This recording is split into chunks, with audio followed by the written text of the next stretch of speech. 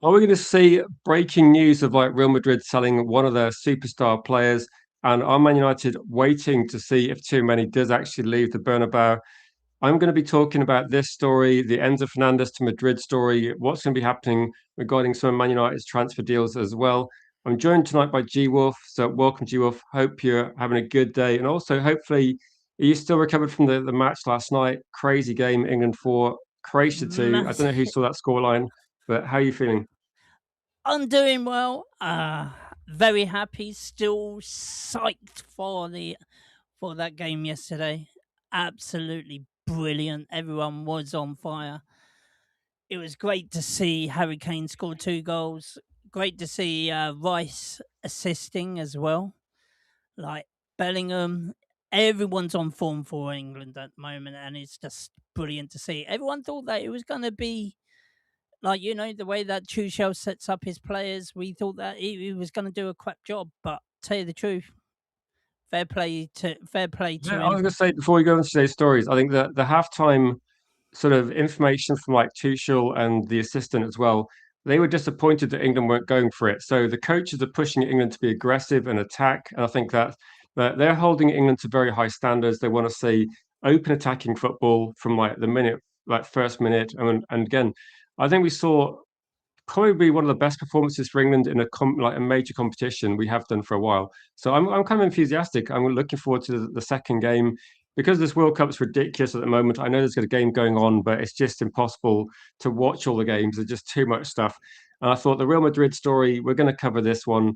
But just quick thoughts before I jump into the chat and say Real Madrid think a big sale is necessary, then this is kind of the deal that's maybe a catalyst for this. That Real Madrid would link to Rodri, but it looks like they're going to go for Enzo Fernandez. That's going to cost big money, and they're going to have to find a way of paying for it. Even Real Madrid are going to have to balance the books. So, what do you think? Like, what are you thinking? Like, there's going to be a big exit from Madrid. Are we going to see some like big deal happening, or is this just going to be yeah? What do you think, then, G? Well, for initial reactions, I think something's happening because the sources are coming from Madrid. Well, Real Madrid have already got, like, they've got a player. They got a player in mind. It's obviously either Endo Fernandez, or it's going to be Mateus Fernandez, or Enzo Fernandez. Either way, they're getting a Fernandez. They want a Fernandez in their team. So either one of these players, either Chouameni or Valverde, has got to leave. But I really don't see Valverde leaving Real Madrid. I think Mourinho likes that type of player. So if anyone is going to leave, it's going to be Chouameni. But will Man United go in for him? That's the thing. Are we going to have the? Are we going to go? Are we going to go in for Chouameni with a big offer? Obviously he's gonna have to, like, if obviously if Enzo, didn't he cost Chelsea something over I think 80 mil? it was very, very big money because it was around that time when you're seeing a lot of people in terms of like a lot of clubs spent a lot of money on Brighton players. So they got a lot of they got a lot of deals done. Kazi says we're going to get Matis Fernandez. So I think we're Matis Fernandez. I do think it seems likely regarding this one. But do you think Man United could get Matis Fernandez plus too many? That would be obviously a lot of money. Like, I mean, what's your initial thoughts regarding this one? I keep saying that I think too many is going to stay, um, unless we see something different. And the only thing that's made me think maybe something's different is that first slide tonight, where if Real Madrid, and again, this is another story as well, another story I've seen which is not linked to midfield, but it's apparently Elise and Bayern Munich saying he's not for sale. Yeah. Apparently, Real Madrid are considering a 220 million pound bid. So I'm starting to see some crazy stuff. I typed Real Madrid into like a search engine tonight to find out what information I could find on the sort of too many situation. And I kept finding nothing but these stories saying that Real Madrid want to spend or maybe offer 220 for Elise. I was thinking Bayern Munich, like, if Elise gets another great assist like he did a couple of nights ago, just hold out for Real Madrid seem to be adamant they're going to be spending something ridiculous, aren't they? So I don't know. It feels weird, doesn't it? Some of the numbers I'm seeing are ridiculous now. It feels a bit like someone's just adding zeros to realistic figures. Exactly. It's mad. But tell you the truth, if we had the choice out of Chouameni and Boadi, which one would you guys go for? I think there Oh, should it's be a a tough poll. one. I do like Boadi. I think Do you there know what I was should be a thinking, G poll, Wolf? Like, Rich. I think if I was going to get midfield fixed, we've already got Edison, and Edison's not the most exciting, is he? Like, we didn't do like 10 streams celebrating Edison. We're going, No, okay, that's one deal done. But I think with this one, if Man United are going to get two more signings, I would go for too many and Matheus Fernandes or too many plus say Buadi. I think Buadi or Matheus Fernandes would be like your next generation quality player, whereas too many would be, too many you drop him into your team. He's already world class, isn't he? That's like a exactly. guarantee almost. So I would say if it was too many or Buadi, then I don't know. It's a really tough one, isn't it? I'm kind of Exactly. like That's the thing. Which torn. one would you guys want? Would you want Chouameni or would you want Boadi? Me personally, after seeing Boadi for the first, I saw Yeah, I think him. Buadi, like, I think too many is going to be able to have the impact immediately, isn't he? Like, too many, he's been there, done it. He's still in his prime. Yep, And I think we've got Komenu, we could get younger players. So I think Buadi's going to be a great player, but I think too many is the best. If you were making a decision today, Kowin's right. Too many is like the best guy available. he is, but I just got high hopes for Boadi. That's the thing. I got very high hopes for Boadi, and if we can get him, and also we have made first club to club contacts. Haven't heard too much about after that though. We've made club to club contacts, but I don't think anything will be done until obviously nothing is going to be done, even for Chouameni. Nothing is going to be done until after the World Cup. So watch your space. Are we going for Chouameni or are we going to have a surprise and have four midfielders? Because Do obviously, you think we might find out something with too many? Like, could too many be something that happens quicker because Real Madrid don't mess about in the transfer window, do they? So if Real Madrid are serious about getting Enzo Fernandez signed, and it seems like he's pushing for a move to Real Madrid, I think Real Madrid would be looking to obviously spend quite big, but they might need to balance the books, and this is why Valverde and Tchouaméni. I was going to say, like, does anybody see any scenario where Valverde leaves? Because for me, it's going to be too many all the way, like too many moves out, and we see Valverde stay. That's kind of what I'm thinking. yeah, that's what I think. I think that out of the two of them, Chouameni is the one that's leaving instead because of Chouameni and Enzo. They see them as roughly the same players. So, out of the both of them, if Enzo comes in, it's a direct. Um, it's like a replacement sort of thing for Chouameni, isn't it? Rather than Valverde. So, Malps is saying that Liverpool signed Munoz, so this club needs some spin. I think with this one that this isn't coming from Man United though. This is coming from Real Madrid. So I'm just going to ask you the question, G Wolf, and we'll go for a couple of comments. My question was like, who's the most likely to leave? And Nicky says Valverde is a lot more popular with the fans, which I think is probably true. Like he's yeah, very exactly. popular. But I do think that if you're looking at Mourinho, I think we've like too many. Someone that's going to be amazing defensively. Like for me, too many is like a Mourinho player. So if too many leaves, it can't be whatever story they put out. If too many leaves Real Madrid, I'm pretty sure Mourinho would not be endorsing it. Like he might have to publicly say it's fine. We're gonna get, but I'd be very surprised if he'd be happy with that in terms of like a player exit.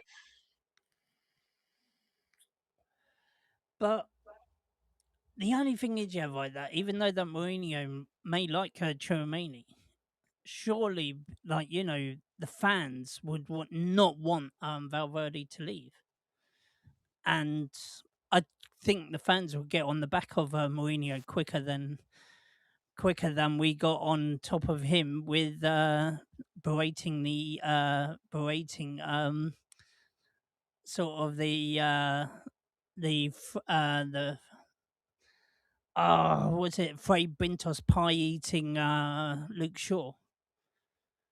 So, tell you the truth, like the fans will get the Real Madrid fans will get on the back of Mourinho so quickly if they see that Valverde is going to leave.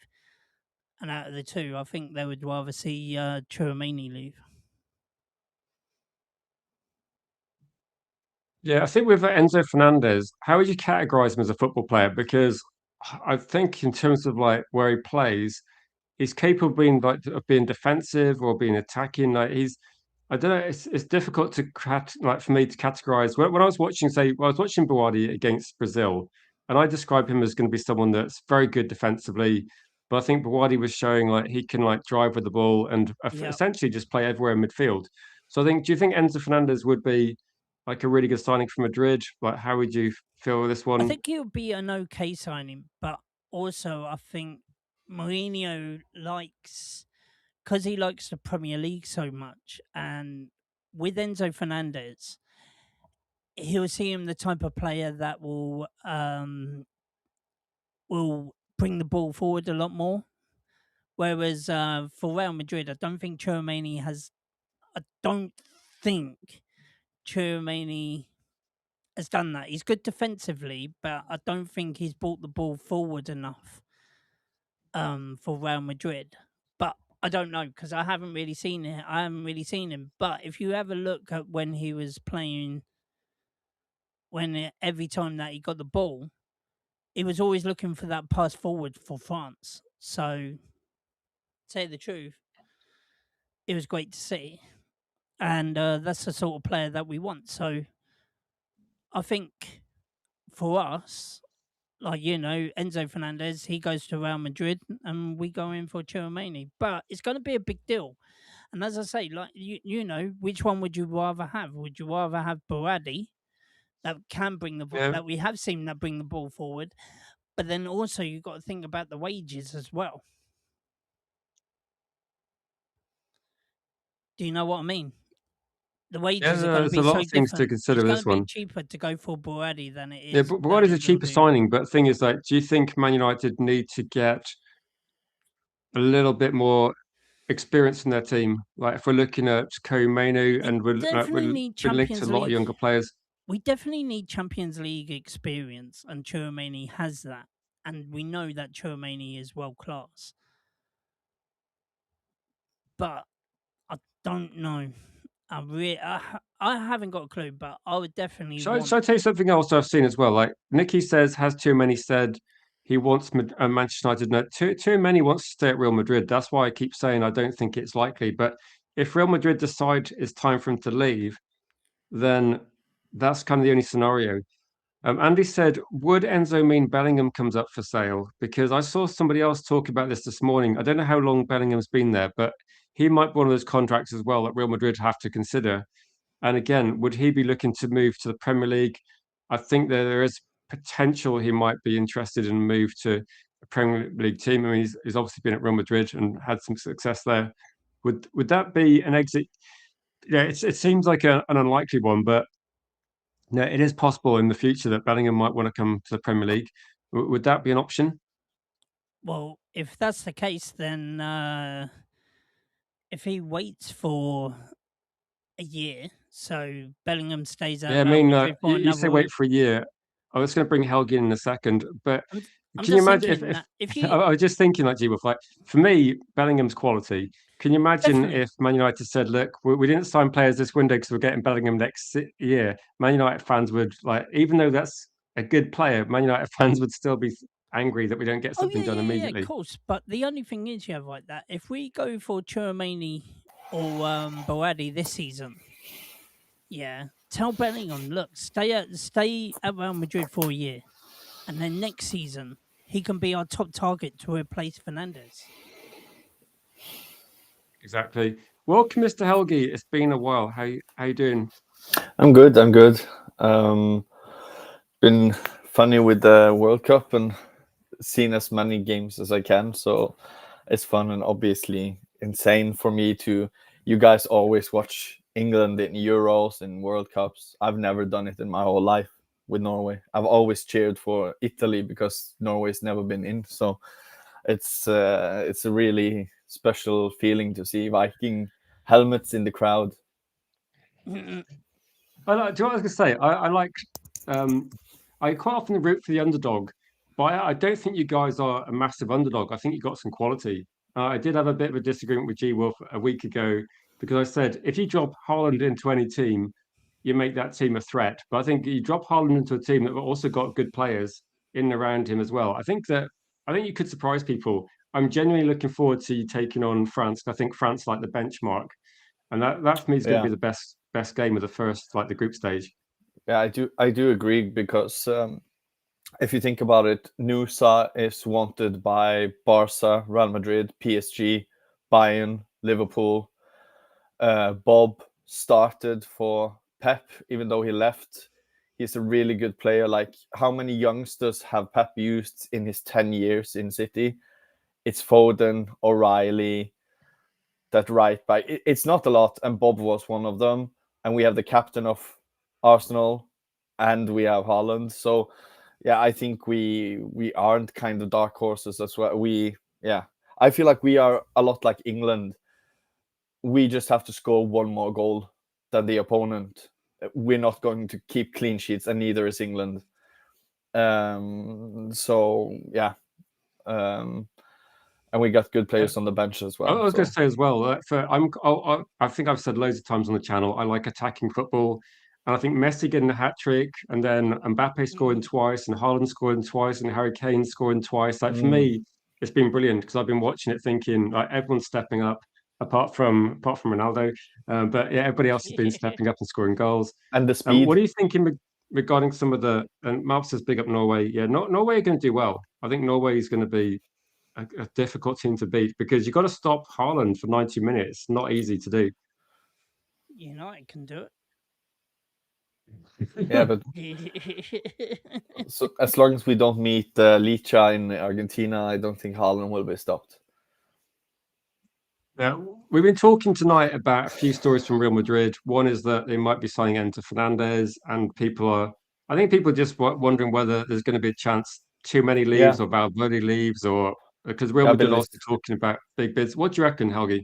No, I've been listening to except for maybe the first 5 minutes. So no, I agree with you.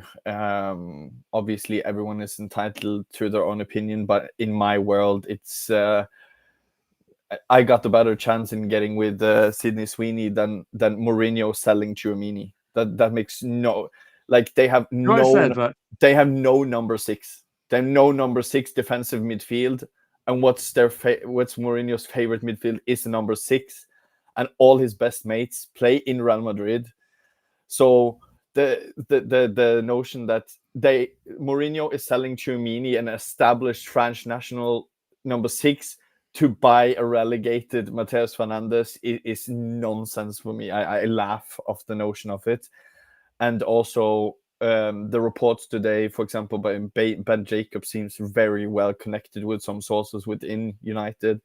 And he has said multiple times now, and as late as today, he said Matheus Fernandes is our primary target. And like me and you have discussed before, Rich, if Matheus Fernandes goes to PSG, you have Vitinha, Fabian Ruiz, João Neves, Zaire Emery, and Mayulu just signed a new deal, and he's a really good talent as well. So he will be one of 6. So in my books, he can go there, but it does make sense. He won't go to Real Madrid because I believe the story, though, that Real Madrid is selling a midfielder, but I think everyone is missing the spot. I'm sorry. They are selling Camavinga. It's not Valverde. It's not. Yeah, that's what I think. They're going Camavinga's going on. So it's Camavinga, and they are not buying Matheus Fernandes. They are buying Enzo Fernandez because he's been talking about 6 months about how he wants to leave Chelsea. So I think Matheus Fernandes goes to United.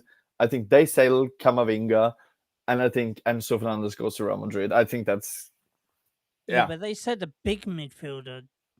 Camavinga. He is a big midfielder. He plays most games. Isn't he going on the? I'm sure that he only had a year on his contract, so he won't. He ain't going. Doesn't mean he's big. Like most Yeah, but players they at Real said they Madrid need are to big sell a players, aren't they? big midfielder for big money. He will go for big money. He will go for about 80, 90, Not with a year left, surely. maybe. It might be quite. It still might be quite expensive. Do you know this? Like, Don't I've been think it'd saying, like, be that when people expensive. talk about too many, I said when people say, "Is there a chance?" You've probably heard me say this, Helgi. Mm. I keep saying that it's like a 2% chance. Like there's obviously like a Yeah, chance, but I just don't think the highest I've gone is 3%. I just can't see why. You I look at the agree. information and go like, too many wants to stay. Mourinho's Yeah. not an idiot.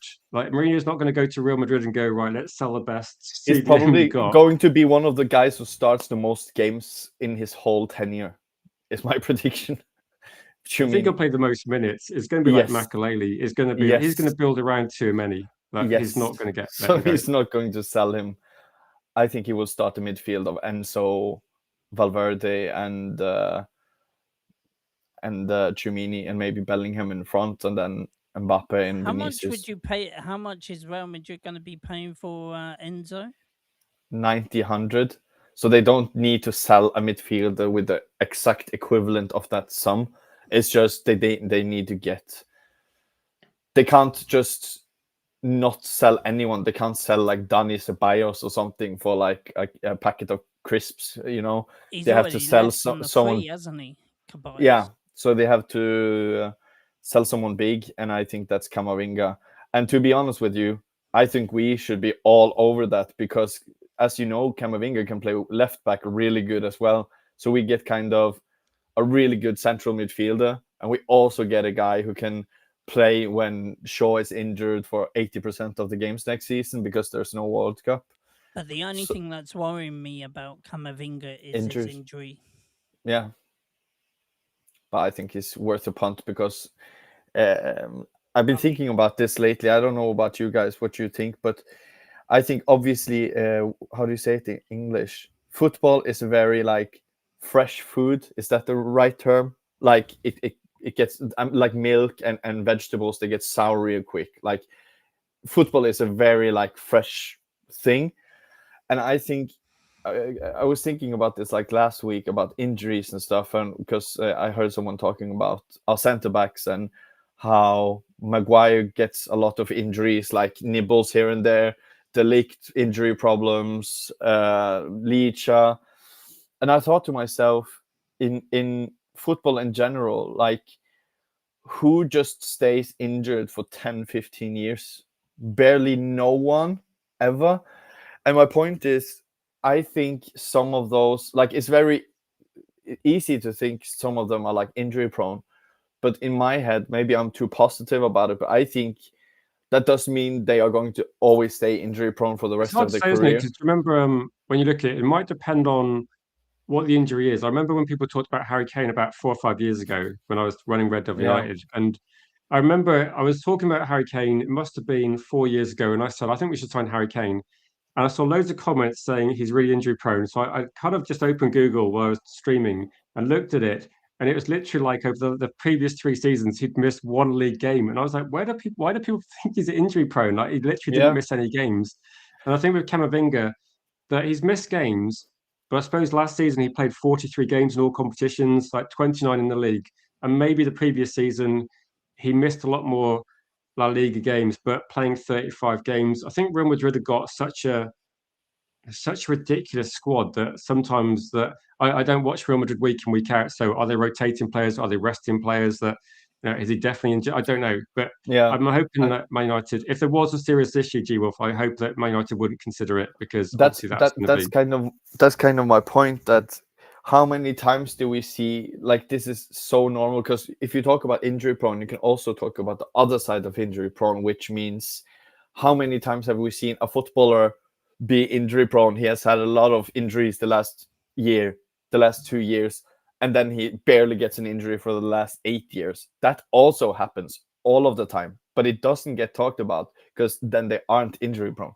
So my point is, it's obviously worth to look at the injuries of a player, but unless it's really serious, like really bad, like we should stay away from this. I don't believe there are a few players that are like too broken to play football. So I mean, yeah, it's worth looking at. Yeah, maybe it But, might be but struggle for Man United to sell De Ligt based on injury issues at the moment. But I think at the most people, moment, you look at it and say, I wouldn't be yeah, shocked if he plays the next 3 years for United with almost no injuries. I know it sounds stupid now because we think very fresh. yeah, Because but he's never had any injury problems before. He's had a period now, and now suddenly in everyone's eyes he's super injury prone, and we should buy a new centre back and everything. But I believe in the next 3 years, who knows? Like, he can barely have a week off with injuries in the next 3 years. I don't know. You don't know. But that's my point is, if Camavinga becomes available, he's such a good player that, okay, if he is injury prone, sell him in 2 years. It's 100% worth the punt, because the only thing is, Radcliffe has already said, right, that any player goes below par, and they've got 2 years to like literally. Yeah, but I don't believe anything he says ever, though. Really? Okay. Let's see him shift Ugarte first. Not one single word the multimillionaire says. Everything is just PR, what the fans want to hear. So yeah, I don't believe anything he says, because he haven't proven a single thing that he hasn't. It when you believe it. Yeah, he hasn't proven one single thing that he's ever said in the media. So yeah, I'm trying to think what he said. Like, he did say that. What did he say? He has said that we're going to be, I mean, spending big on the team, hasn't he? Well, what is he? I'm trying to think anything he specifically said. I think a lot of it's quite waffly, isn't it? Like, it doesn't say a lot of things. It's just a lot of buzzwords. He knows. He said that we're going to win the title. He said that he's going to win the title. He wants to win the title by 2028. What has he said that has happened, except for firing lunch ladies? Like, so yeah. Can you think of like? I'll go for the chat in a second. I can't think of anything that I have. I can't think of what he said. It's just buzzwords, like, yeah, you know, of course, yeah, you know, we're going to bring it to, yeah. It's just saying nonsense, like, obviously, and I feel like that's the whole board. I don't mind buzzwords, and I know that they have to kind of play on fans, but what I would love is they say something and I can see it with my eyes. But they are always talking about the building of the stadium, the future, development, balancing books, becoming profitable. Everything is like 2, 3, 4 years down the line, and that's 100% how when I worked in business and marketing, we don't call it gaslighting, but we call it kind of like that's how. Sometimes in the UK you call it managing expectations. So you kind of try and lower people's expectations by making everything more difficult than it is. I think it's sometimes more blinding people. So when we learned about it in marketing, in business management, they called it, you keep the minds busy of. So this is when you talk to employees, though, and you say this is going to happen, then this is going to happen, because then you always like push the thoughts until the next years and not now. Because if you say in the next 6 months this is going to happen, for example, then they sit and wait for that to happen. But if you say 2, 3 years ahead of time, they just work and work and work, and they don't think about what's coming next. And that's a smart strategy for example, Ratcliffe, to always talk about that. Because let's say if he said, for example, we are going to buy a big midfielder this summer, then we would sit right now and be like, where is that player? But if he says we're going to sign a big player within the next 3 years, kind of, then in 3 years we all would have forgotten that he said it, but we would be excited. Vague, isn't it? But I was going to say, like, always seen G-Wolf, like, we're going to be doing All or Nothing, aren't we? Like the documentary, and we're just going to show them Carrington and go, look at our lovely Carrington, look at the trophies we won years ago. Like, where's I just think it's going to be like they're going to try and spin it as some sort of PR exercise. But that's like the kind of worry. Like, again, like, I didn't even see the comment like Maltz put on before I said that, but he said these pictures are just PR and spin. Like, they invested in our training in Carrington, but did they do it for the right reasons, or did they just do it because it was the cheapest thing to fix? Like, it's cheap to fix Carrington, compared with rebuilding the stadium. Like, you neglect the stadium for 20 years and go, don't worry, we spent like, I know, £50 million on Carrington, which is essentially nothing for a club like Man United. It's like having a rotten house and fixing the garden, you know. It's like me painting down the house that's like, just falling apart and go, don't worry, this wall's quite nicely painted, isn't it? Forget about the damp and like the kitchen on fire. Don't worry about that. It's all good. I actually with my ex moved to me and my ex moved to a city, and we rented an apartment, and it was like, wow, inside the walls were so white and everything looked so new, and we were like, wow. So we moved in, and a week after we moved in, she became coughing and got a high fever and became really sick. And we can actually see on the walls, it started coming like more and more green out of the walls. And it was actually like mold and really damp, but they have just paint brushed over it when we came to view the apartment. So everything looked nice.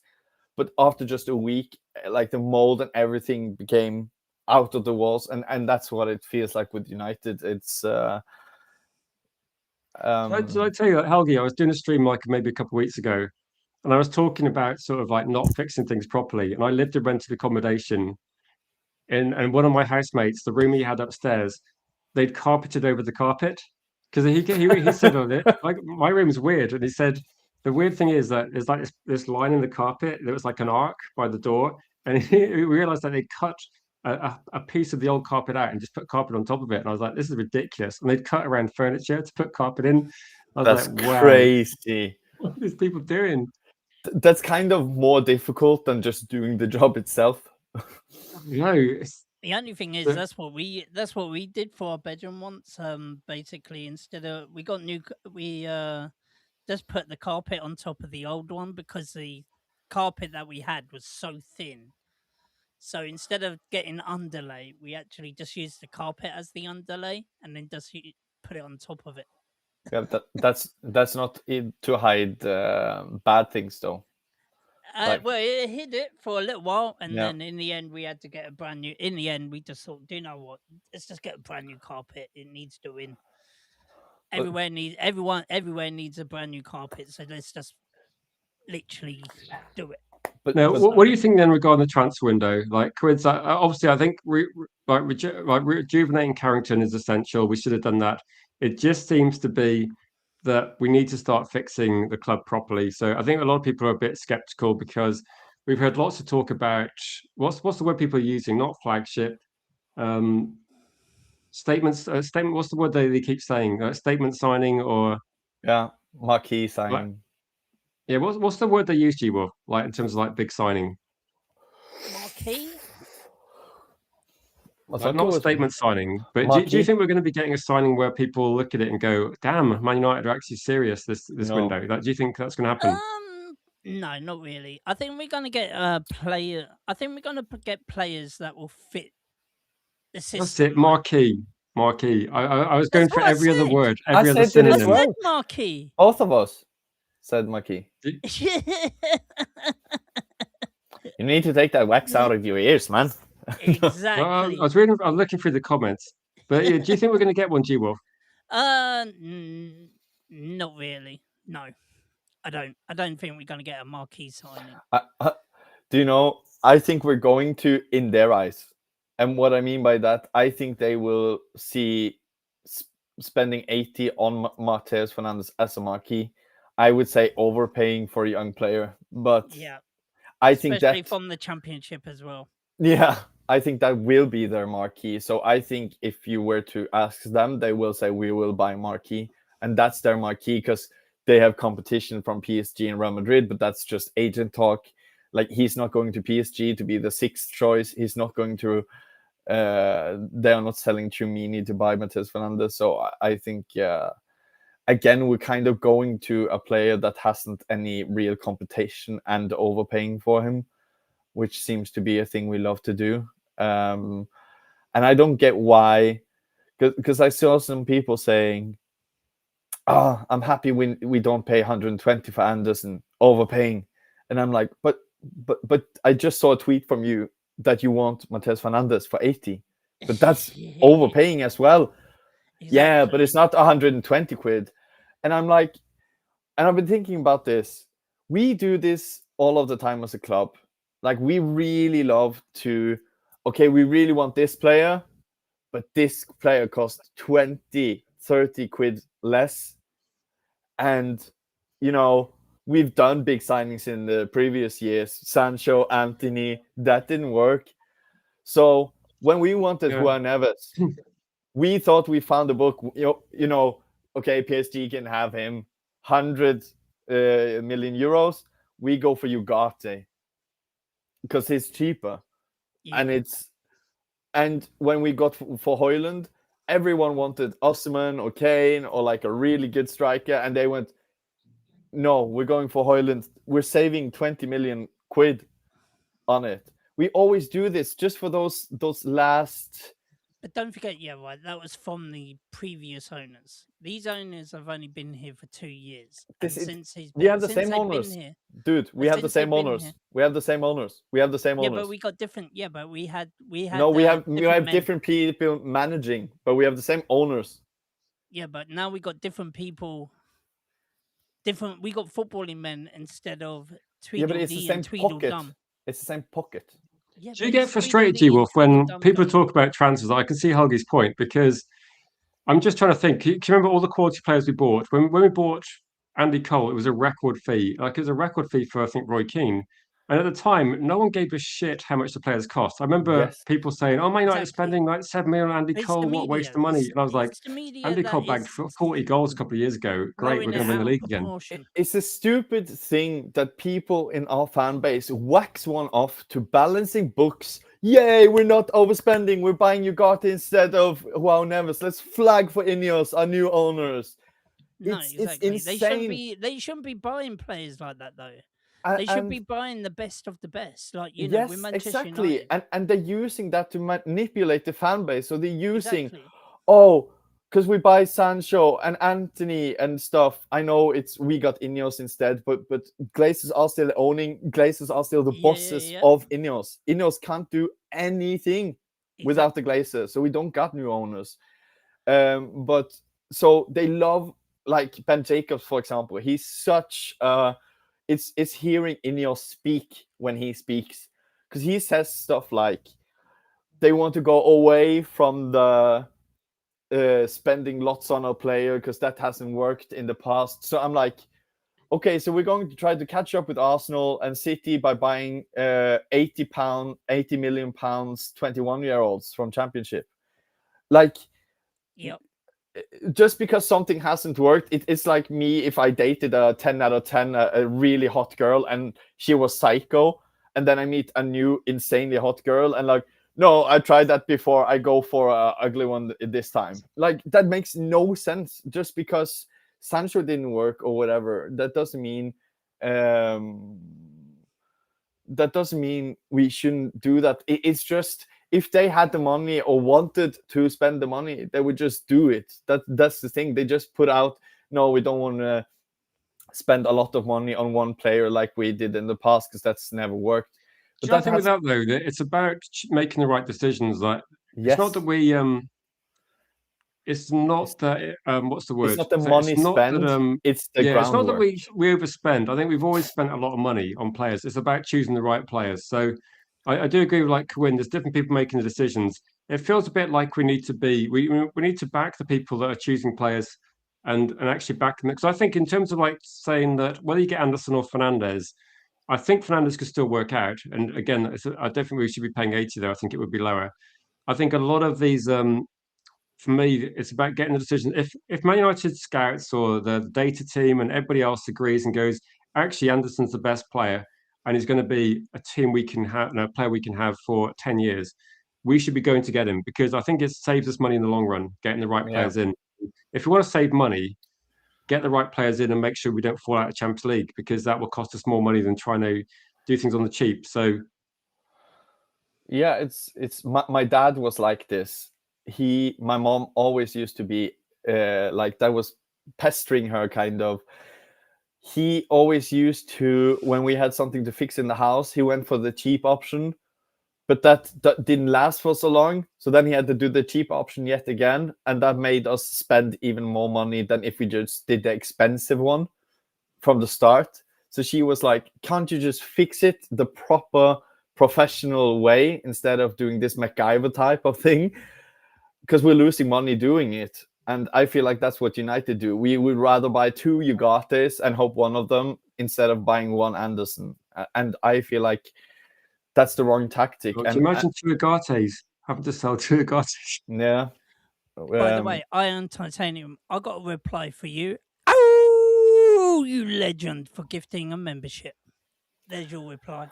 And yeah, I've been also thinking since it's been a long time since I've come on, I've been thinking about the midfield thing. Who would you sign then, Helgi? If you're going to spend like a sensible amount of money on 2 players, who are you going to get after we got Ederson? Like, what's your move? If you go for again, I think Anderson might be a bit unrealistic, but who would you go for of players you think? We need we're linked to only 2 basically now with Anderson, because I don't even think about Tchouaméni. He's not selling. Yeah, no, Tchouaméni's like the only thing is we have been told that I've heard that we are out of the Anderson race. We're not even contemplating going for. Yeah, I agree. I've heard. Yeah, we're out of Tonali. Like we're out of Tonali, aren't we? And Anderson. So, but yeah, I've been thinking about this. It's I'm trying to think of an analogy. Big up to Yank Talking Smack as well. I just want to say, Yank Talking Smack, big up to you. Yank Talking Smack used to be a regular guest on the channel years ago. So big up to you, Connor. Good to see you in the chat. I love chocolate. I love pasta and I love pizza. But if you put those in, like if my mom came and said, this is for dinner or whatever, I would say, what? I like those 3, but not together. And that's how I feel about the mid. And that's my analogy is, I feel that with the midfield is, I like Scott, I like Fernandes, I like Ederson, etc., etc. But do I like them as a pack? If that's a midfield, and that's no, because if our midfield is, for example, for next season, Scott, Ederson, Menu, and Fernandes, I'm not happy with that, because it's just a lot of young and inexperienced. We need one that has done it. Like, we're losing Casemiro, mind you. Like, we need, and I'm not thinking we need another Casemiro, but we can't have just lots of 21 and 22-year-olds running the midfield. And have some balance, haven't you? It's a bit like saying like it's like one thing having young attacking players. Like I said to G Wolf today, I said I really like Bawadi. I think he's great. But if we got Bawadi, Matheus Fernandes, Kobe Mainu, I'd just be thinking like, where's the experience and leadership to drive the team forward? And because sometimes the game's going to be difficult, and you need that bit of experience. Like you need the Casemiro brain. I think Bawadi's world class potentially, but I think United need to look at trying to get someone that's going to be mid-20s, like sort of age. Bawadi has got experience, so he has played in Champions League and in Europe. Even if it's Europa, that he has got European. Yeah, I would be all over, but sadly, I think he will go. Also, tell you the truth, it doesn't matter whether Bawadi's where the thing is. Just look at his footballing brain, the way that he dictates the play. I agree. It's just absolutely. It does look really good. So, I think you still need a bit more. For me, I wouldn't worry about that central midfielding if we had Bawadi in that team. No, actually, because what you said kind of contradicts my point, but I do actually agree with that, because my point still stands, but I do agree with G Wolf that, for example, Bawadi is a freak of nature, so everything I said doesn't apply to him, in my opinion. So I agree. Yeah, I agree, because he plays like a 30-year-old already, feeling no pressure, feeling no. So I wouldn't apply that to him. So if we got Scott, Ederson, and Bawadi, I would weirdly be happy. But if it's Scott, Ederson, and Matheus Fernandes or whatever, I would not be happy. So I agree that he's just a freak of nature. But I think if we was in for Bawadi, and we apparently are one of the first clubs to make club-to-club contacts with Lille for Bawadi. Yeah. So if but that is true, and we at the end of the season go right, okay, 80 million for Brady. Are we going to pay the 80? Like a much like they would say that is a priority signing. They pay 80 million for Fernandez, so you get literally Mainu. So we'll have Mainu, Mateus Fernandez, Edison, and Brady. Would you be happy with them? I would swap Fernandez for Scott. I would definitely swap Fernandez for someone. Scott, but I really don't want. I really don't want us paying 80 million for a championship player. But also, and I think like this is where me and Rich will disagree because I'm not saying I think he's a good player. I'm not saying we'll pay 80 million though, G-Wolf. Like that, we're not going to pay 80 for him. You're saying that we shouldn't worry about whether he plays into the championship or not. And also a point, if I can ask you guys this question, because I've been thinking about this as well. Let's say Mainu and Mateus Fernandez reaches their potential, whatever their potential is, right?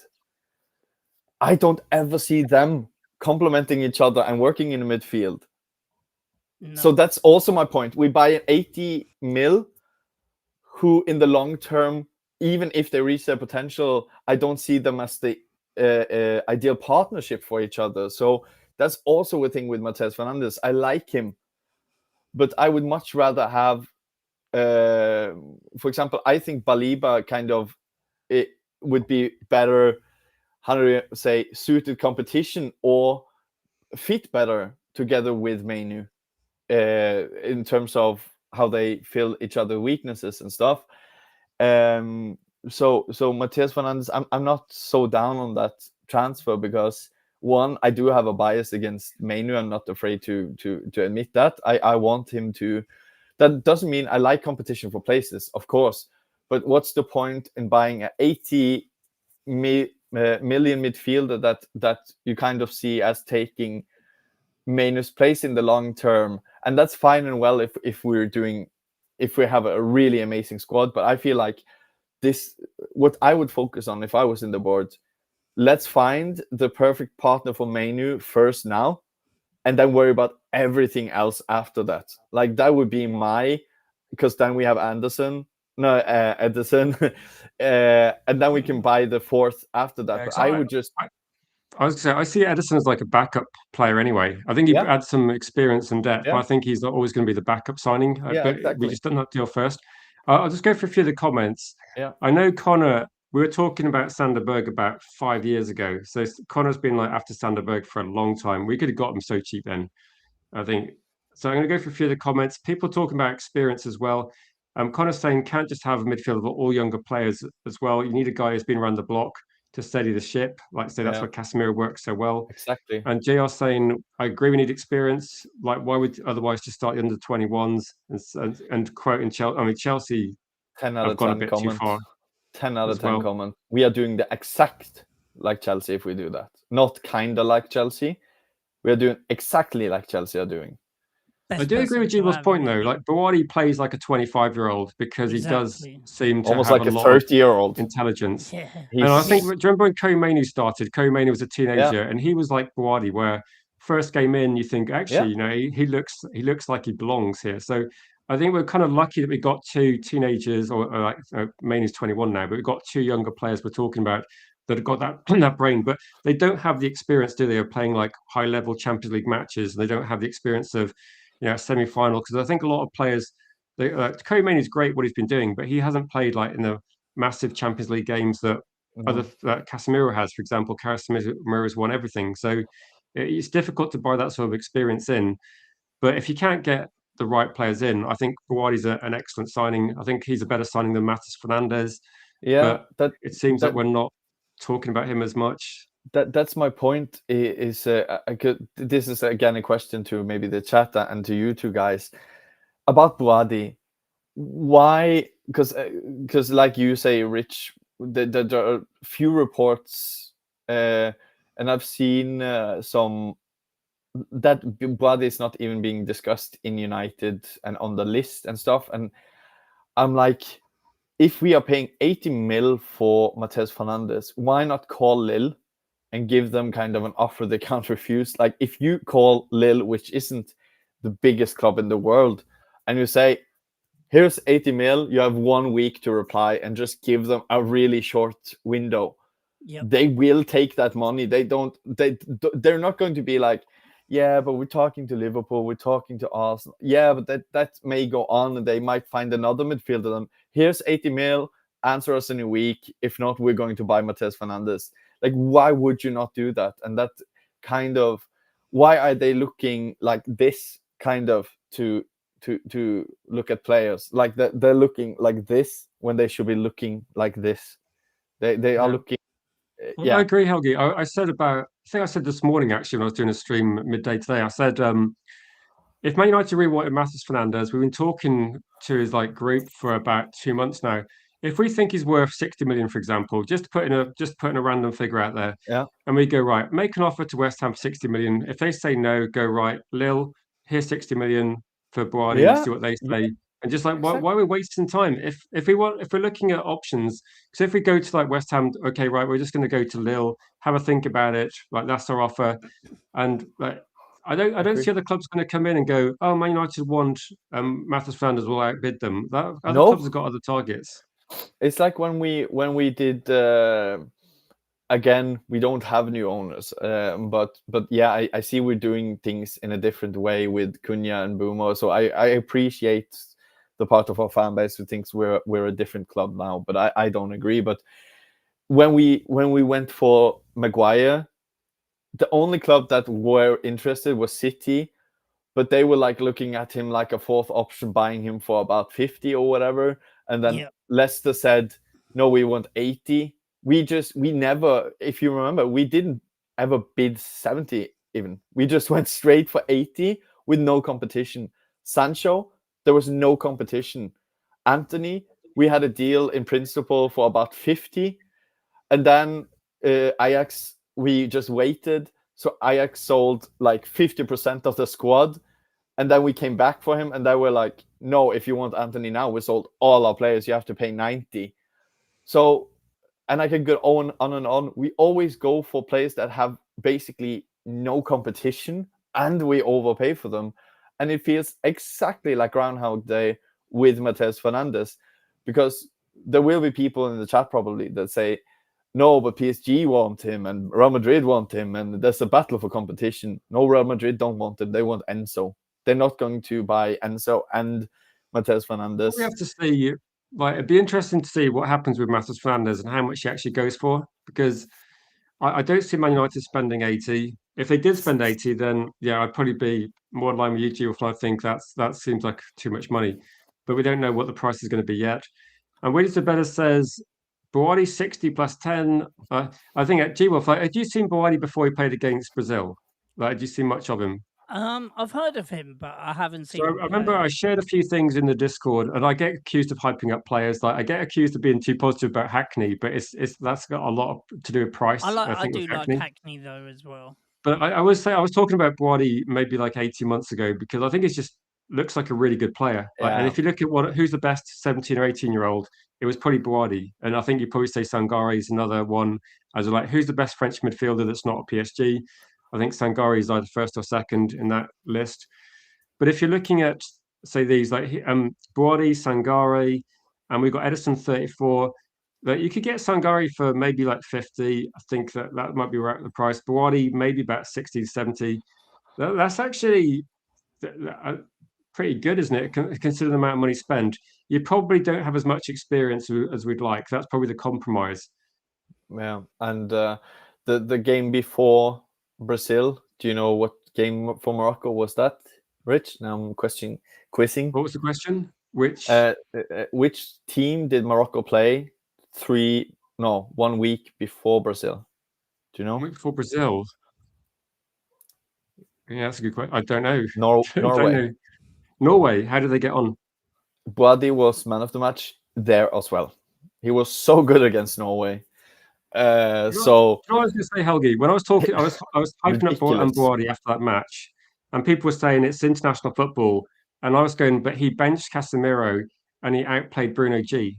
Like in that game, Boadi was playing against two Premier League players who would probably be considered like one of our best midfielders last season, and Bruno Guimaraes. And I think Boadi outshone both of them. And he does it every week in, week out for Lille, and he has done since he was 16, 17. And he starts most games for them as well. And the same people often say, French league is very similar to Premier League, just not at the same level, but very comparable in terms of how it's played. And yeah, I think that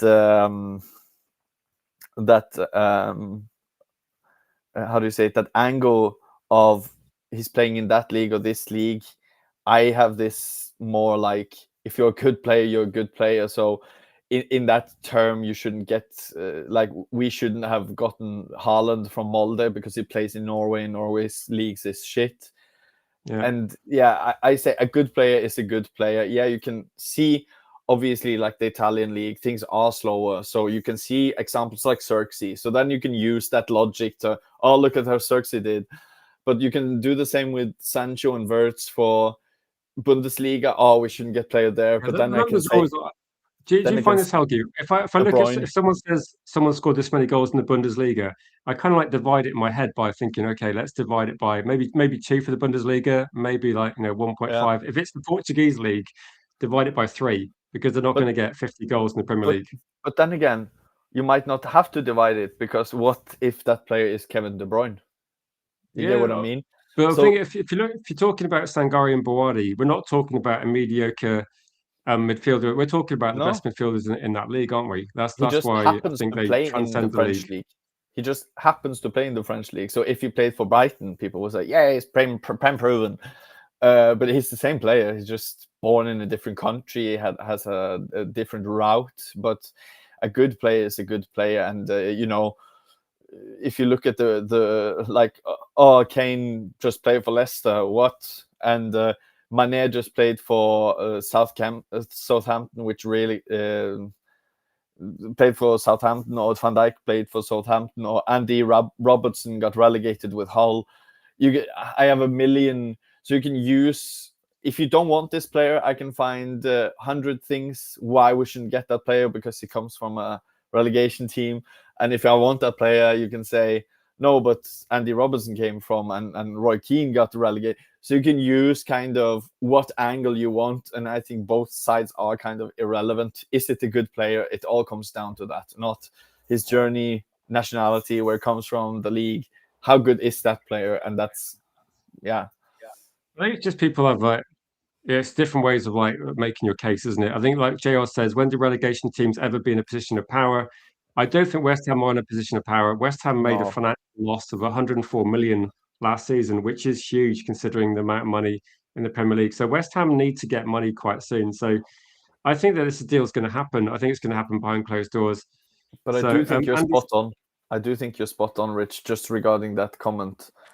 You said something like when you said that we bid 60 for Boadi, and just say that to West Ham. So his comment was, why are they in I definitely position of power?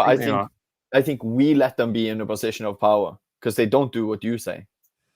We let them be in a position of power because they know how much United want him or whatever. But I think if we did what you say, they are suddenly not in a position of power, because if we say to West Ham, okay, now that we're going to Boadi, then they are like, oh, okay, don't leave. We can talk.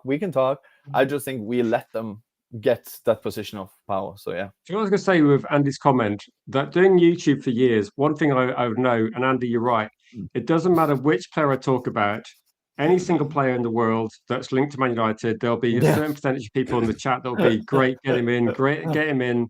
If I say Tonali, I think Helgi likes Tonali. I think you could say that a few other people like Tonali. I'm not sure Gios' opinion, but I know Kate loves Tonali. But there's at least 5 people that'll be like, no, we can't stand him, don't get him in. And again, the only player that everyone agreed on was Anderson. That was the only person people all agreed on. But maybe Tchouaméni was the second one. But most people will find a different view. I was talking about Somerville today, divides opinion. I think if you talk about Baliba, it was incredibly positive a year ago. And now people talk about him like he's, I don't know, like he's Joey Barton or something, the way you read the comments. So, I bet there are United fans probably that wouldn't want us to buy Yamal. So you are spot on. They would be like, no, we don't. Connor as well. Like Connor's right. That I know a few people. You might be in the Same. same category actually. You liked him at Brescia, and I know that a I couple of watched people I his talked to debut for liked him. Brescia, and I've seen at least 100 games of Tonali, if not 150. I followed him since he was 16, 17 years old. And that doesn't mean that I'm right, but I have a really good base of what the player is. And he has been like one of the leaders at AC Milan when he was just 18, 19 years old. He was playing like one of the most experienced players. And like when I saw AC Milan going through times, for example, Zlatan loved him at AC Milan, even though Tonali was so young. Zlatan respected him because he kind of said also when things were going like crazy for AC Milan on the pitch, Tonali was the one who were shouting at people and calm down, you stay up there, and kind of having like huddles in the midfield, like talking to people and kind of getting the game into balance again. And that's not normal for I think I a wanted guy who's Donnarumma that at young. the same time. I wanted Donnarumma at Milan. I just thought I'd Me get him too. in. He could be our keeper for 10 years. So I think people have long-term views on these. The only thing is, Ryan always loves Wharton, like consistency on the that. only thing is, Rich, yeah, right. You say that everybody loves Anderson, which I love Yeah, they do. Anderson. But then the only thing is you're gonna have is people don't want to pay the 125 mil for him. Well, we don't have to pay, do with we? me, It's Man United's money. It's yeah, the but Glazers' the money. only It's not thing is, ours. yeah, but they're saying like, he's not worth that much. People would overvalue it, like people I would don't think know. that he's only 90 to 100 Yeah, mil player. that's what I said, G But Wolf. There are if you people want the best, whacking off to us balancing books, like exactly. I call them spreadsheet FC because they are like sitting in Excel and like getting a semi from like watching us like, oh, we're buying Ugarte instead of Joao Neves.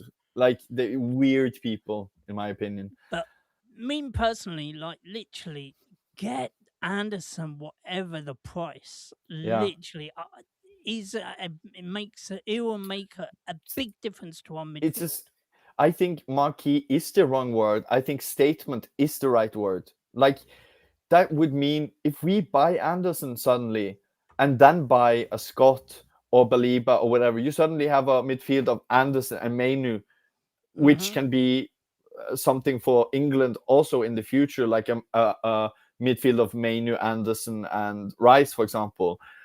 And you have Anderson there from City. That's a That's a statement. They have Maresca. They don't have Pep. Have City lost their pull? Whatever. Like we should do this for. It's like a statement of intent, isn't it? It's like a lot of people are questioning. Exactly. I think a lot of people question whether Man United actually going to be serious about competing for the league. I think that's what people are looking at as well. But I think it's not necessarily whether you get one player or another. It's about whether if Man United go right here, if we sign 3 midfielders, and it could be anyone, like there could be a combination, and we look at it and go, actually, that looks like a good midfield. And if you got a left back, and we went, actually, that looks like a serious midfield as well. Let's say serious left back. And if it looks like we're addressing our key problems and the squad looks much better, then it's absolutely fine. Then I think a lot of people, this one, it's going to be, we've got to be like making a statement in terms of like, oh, am I like serious about trying to win trophies? I think that's what I want to see. I just want to say big up to Omar as well. Think of this as a statement. Edison. Right, this will be a brilliant statement for United. Edison, Anderson, and Boadi. That will be a statement. Do you think there's going to be more money? Like, would people be happy if Man United went crazy on midfield? As I said, I think we're going to spend. We're going to spend about 250 to 300 million this window. Now, 125 for Anderson, plus a 35 for Edison, plus 80 million for Boadi. And then, we've got another, say, 100 and something million to buy, a really good left winger and plus a striker as well. So that's why that would be a statement in itself, just by getting Anderson and Boadi. There, I'm back. If Anderson's off the table, what's your go-to then? So I think obviously, if Anderson doesn't want to come, there's not much we can do about that. Exactly, but I haven't seen any reports that he hasn't come. The only thing is, I've just seen reports that United don't want to spend 125 million on him, so they are backing out and they don't want nothing to do with. Yeah, and I They believe don't want that. nothing to do. It's not the fact that Anderson doesn't want to come to United. It's the fact is that United don't want to pay over the odds for Anderson. So yeah, that's what I also don't get. Like, one thing is us talking about what realistic, and one other thing is what they should do, and that's two kind of different things. And I think, what do you think is realistic then? Because if we know, realistic, that's the shitty thing. I don't see a world where we don't get Mateus Fernandes, and the last one, if there's a last one, people don't get shocked if that's it. Not for the summer in total, but I see a summer where we suddenly just get Mateus Fernandes, Ederson, and a cheap winger, and that's it. No left back, no backup striker. I see that as very realistic. But so how much do you think that we got to spend this summer then?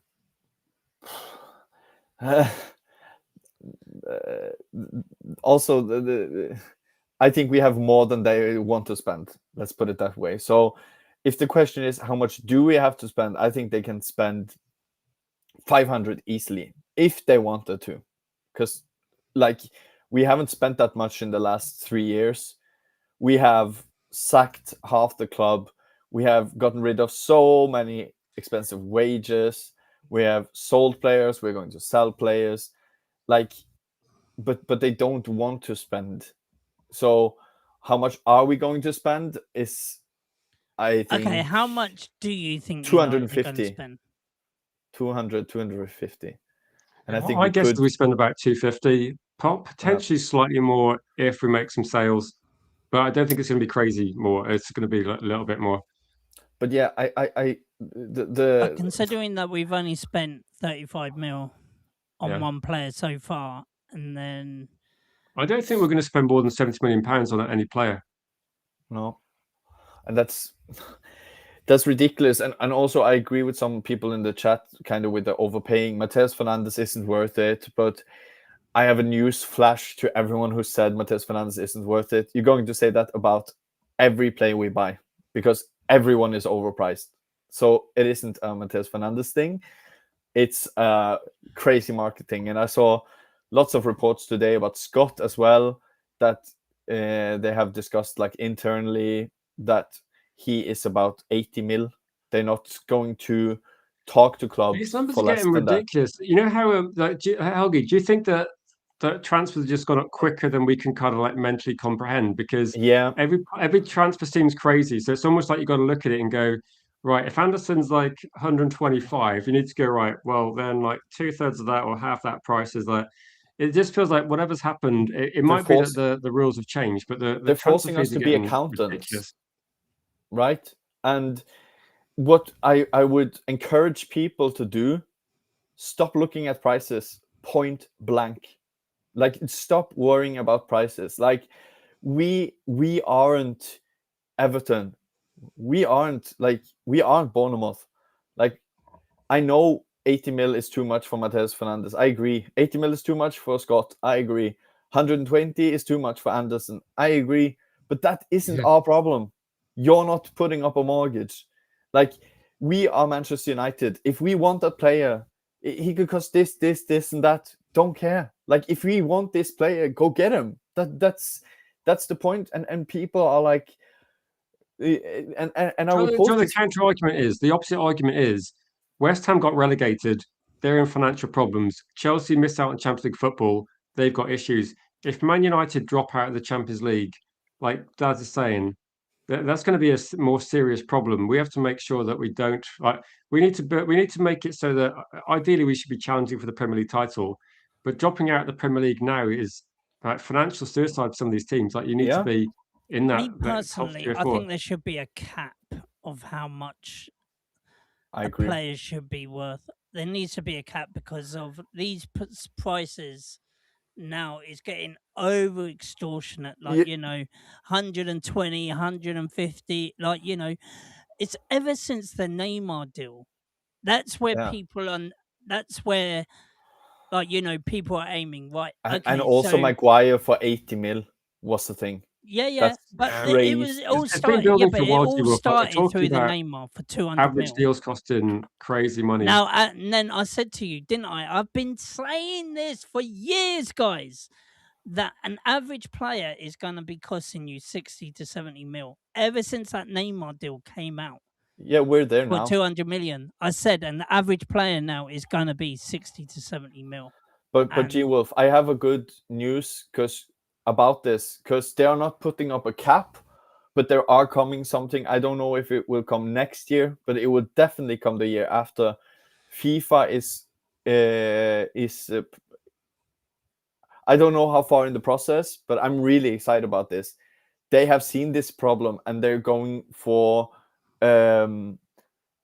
trying to make it because the legal thing is hard, but they're trying to make every player in the world has to have a release clause. yeah, And that's a thing I really like because, for example, with it does. Anderson, it would probably be about 80. And um, Problem is yeah, getting them to put a sensible. like I saw something as well, Omar like with says, FIFA Directive, this where they were comment was talking good. about having to have academy players in your first team. I think that's one thing that Man United are trying to do a bit of, is that we're linked to more academy players. I think from like a City player and a Liverpool player. So think Aiden Heaven type deals. So there could be more Omar, comments. it was just up about accountants or something. Oh yeah, Yeah, this is the thing that for people thinking a lot about wages and prices, just wake up tomorrow and repeat to yourself like it's not your money. And also the money thing, and Rich and Jiwo can attest to this. When we signed a player, I never looked at the price. That's No, only a thing that has become relevant kind of in the last, I don't know, 10 years, where some people in the fan base is really like weirdly obsessed about this. I don't know why. Obviously I don't want to pay 100, because there will be people then, okay, so you would be okay with signing Ugarte for 120 mil. No, obviously not, but it's like we won't pay 70 80 more than 70 80 million. I saw We Deserve Better say that, and I agree, but why? Yeah, like you said. But so I agree with We Deserve Better. We're not going to sign any players. The release clause is set by the club and the agent, and together, like when they sign a new deal, or so they're going to look at basically every contract and agree on a release clause together with the player agent and club. But yeah, We Deserve Better says we are not going to sign any player over 70 80, and I agree. But like G Wolf says, in today's market, that means average. So that means in today's market, that means we're not going to get the best players. And like I said in the analogy earlier about, we are obsessed with fixing the garden while the house is rotting. We should fix our club first, like the starting 11, and then we should think about the will this help? yeah. Real Madrid have crazy But release clauses, so maybe they'd no, have but to have no, sensible ones. I have the answer for it.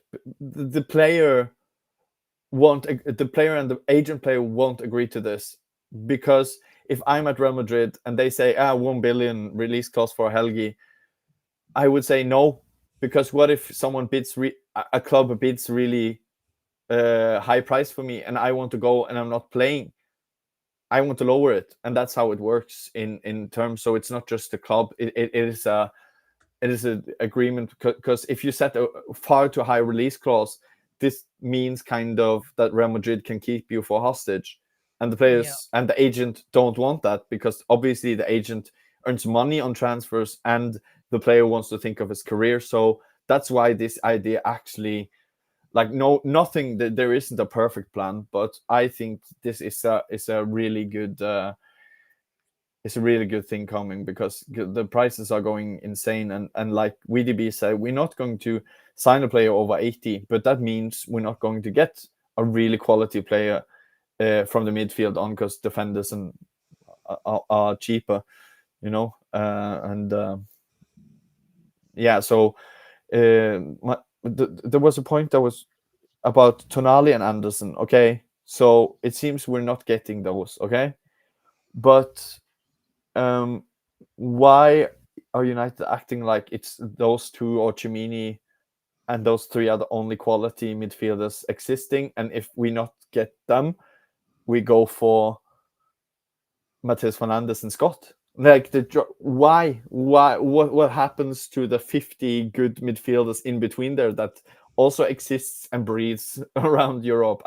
That's the point I don't get. Why is it either 120 million for Anderson or Scott? I don't. Why? How are we gotten to that league? Exactly. That's It's what I because don't get. we're looking at Premier League proven players.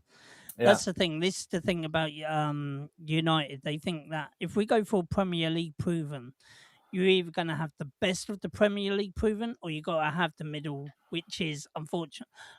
Which is Alex Scott.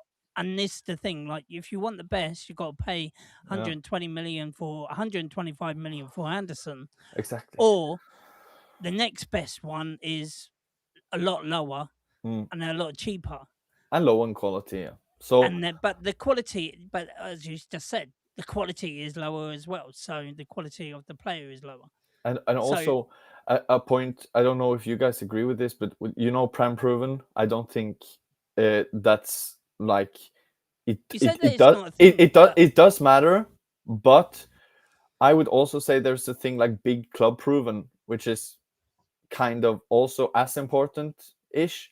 Exactly. So you have Prem proven, but how many times have we seen big players fail at United or Real Madrid or Barcelona or Bayern, but they are Bundesliga proven or whatever, and they go to Bayern Munich and they fail because they're not big club proven. So some players come to a big club and gets just overwhelmed with the ladies, with fame, with chains, with social media, and some just relish in it. So the Prem proven thing is it's like when United had Højlund, Anthony. Like, they did really well for their previous clubs, but then they come to a team like Manchester United and it overwhelms them. Like, a player of that sort of caliber, yes, he may have the quality, but it's not pulling off in the United team. It's not pulling off in the Premier League. Yeah. And the expectation of being a Man United player overwhelms that player. That's what I mean. So I think putting too much emphasis then on for example Prem proven, because how do we know that, for example, Scott, which I think is Prem proven, and I really do like him, but what's to say, he's Prem proven, we should go for him instead of a random guy from league whatever. But what if he comes there and gets like totally overwhelmed by everything? Then all that Prem proven goes right out the window. So exactly. So like, if we buy a player like Scott, but then, like, he comes in, he's Prem proven, comes to a big club like Manchester United, and then he fails. But then, like, you got someone like Boradi, comes in, and he does absolutely amazing for us. But there's sort of similar. But he's not Prem proven, right? So it's like a generalistic thing, isn't it? Because you can say, for me, like Helgi's right, where you look at the individual player. And I think Prem proven means that there's all you can say is it means they prove that the Premier League is not a problem for them. Like some players, maybe it's the speed, the physicality, and you can watch players in a different league and have a good idea of whether they're going to fit, can't you? Sometimes I think some people look at players and think, oh, maybe they don't look like they look like the Premier League might be a struggle for them. But it's just like one different factor, isn't it? Because I think the kind of players step up to Man United. I think when we've seen players like, if you drop Bardi into international football, he looks like he's always been there. Champions League against Real Madrid, he looks Always confident. yeah. So I think you can guess, can't you? But there are some players where you think it feels like they would fit Man United. Like I think when we signed Cunha, he looked like he was relishing joining Man United. He didn't look like he was worried at all. And I think you can get an idea, can't you? But again, this is quite difficult, and it's something United need to try and get right with the recruitment. Like just because Sancho didn't work out doesn't mean you can't sign good players from the Bundesliga, can you? Like Haaland and other players that we've mentioned. And it's the same for like Serie A. It's the same for like we signed Lamens from a league most people don't watch. Yeah, exactly. Exactly. He isn't prem proven. He plays in a shit league, and he becomes one of the best goalkeepers at age 22 or whatever in the big club in the hardest, risk, isn't it? It's like we're becoming an insurance company now, Helgi, where we look at it and go, oh, you played in the Premier League, oh, that's a bit risky. You played for a big team, oh, that's a bit risky. It's just everything is a little factor. And also, it's not our job. Like, it's not our job to do due diligence as fans, but obviously I'm never going to stop either because I like it. But for example, the best example of everything, I think, is Sancho. Because why did City let him go? It was because of disciplinary actions. It was because of attitude, application, right? So they asked Pep, why did you let him go? Your star man to Dortmund. And he didn't obviously want to say at the time publicly, like, just wait and see. And then he goes to Dortmund, does really good, and then Pep looks stupid. But the fact of the matter was, he did the same thing in Dortmund. He was allowed, because that has come out in the aftertime, that he was allowed to like come late for training. He had way other rules than all other players in Dortmund. He was like, as long as you play brilliant on that, you can stay up late and play Call of Duty. Like, obviously they didn't say that word for word, but you can do whatever you want as long as you do it on the pitch. Yeah. And even Southgate, who is a politician that never says anything critical about anyone, even he publicly, because he was asked so many questions when he was doing good for Dortmund. Sancho was doing good for Dortmund, mind you. He was asked, why is he not even in the squad? And then he said, it's about how you do in training, how your mentality is. And even so you have City, Dortmund, and Southgate. Like, it's not a secret. Yep. It's just call somebody. And despite all of that, G-Wolf, we signed him for 90 million without even... And that's what I mean about... It's not about, like, if I gave my... But then previously, we could have paid over 120 million. But the only thing is, don't forget, we had Tweedledee and Tweedledum as our footballing directors. We had Myrtle and the other one. It's like G-Wolf, though. The thing is, Man United have always spent money. It's just recently we spent it really badly. Like no one cared how much Rio Ferdinand cost to his quality. Recently, I think we've done pretty good dealings. No, I mean, like, since football, relatively recent, like 3 years ago, 4 years ago. That's still quite recent, and we're still suffering from those signings, unfortunately. But that's because of Tweedledee and Tweedledum as our. But that's about making decisions, isn't it? Like Andy's right with scouting. I think the scouting has always been actually not too bad, but the people making decisions of which players to buy has been dreadful. Exactly. It's like it's like, think about it. Like when we had, I remember when Dumb and Dumber.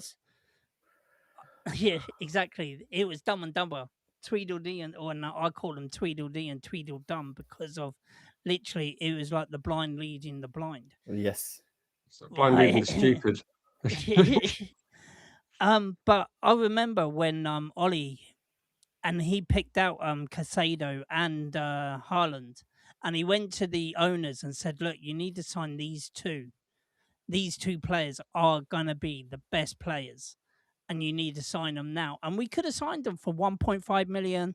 And also, I think Haaland was 3.5 and Casado was just under $1 million or something like that. And basically, the owner says, "Oh, I don't see any financial gain in that." And look at them. Do you know?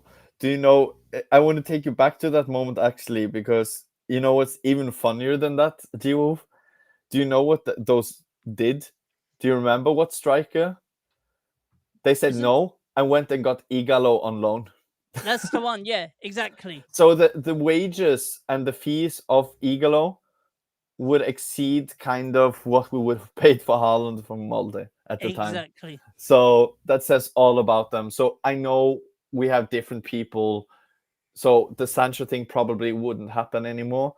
But that just tells you when people say trust the board. And I know we had Dumb and Dumber, but people were saying it at that time. For example, like, yeah, but do you work at United? You're just in your couch at home watching football. They are leading United. And I say, yeah, but I watch a hell of a lot more football than they do anyways. And they are the one that did that Sancho deal with not even listening. And also we had Martial and Rashford at the time that loved playing from the left, cutting in. And Sancho's favorite position was playing to the left, cutting in. So we put him on the right. So it's just there was no thought behind it. Exactly. Under them two, there was not, and then also Eddie Woodward as well. Yeah.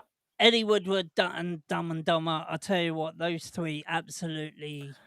But I also would categorize Wilcox in that same, because everything that guy has said and done up until now, like if we didn't have, okay, let me put it, if we didn't have Vivel, right, we would have Delap with 2 Premier League goals now, and Sesko would have been playing another place if we had only Wilcox. Like, that guy is a moron. Sorry, but he is, like, everything that comes out of that's why I don't like these English things, because they are so, like, riddled with, I don't mind buying English players. I love Scott, I love Manu, I love a lot of English players, but when you have so many friends in academies and clubs and their best mates, you kind of get sold, and you have personal relationships. But this is not mates race. So that's why I feel like, obviously he wanted Delap because he's worked with him in the City Academy, but like Delap is not it.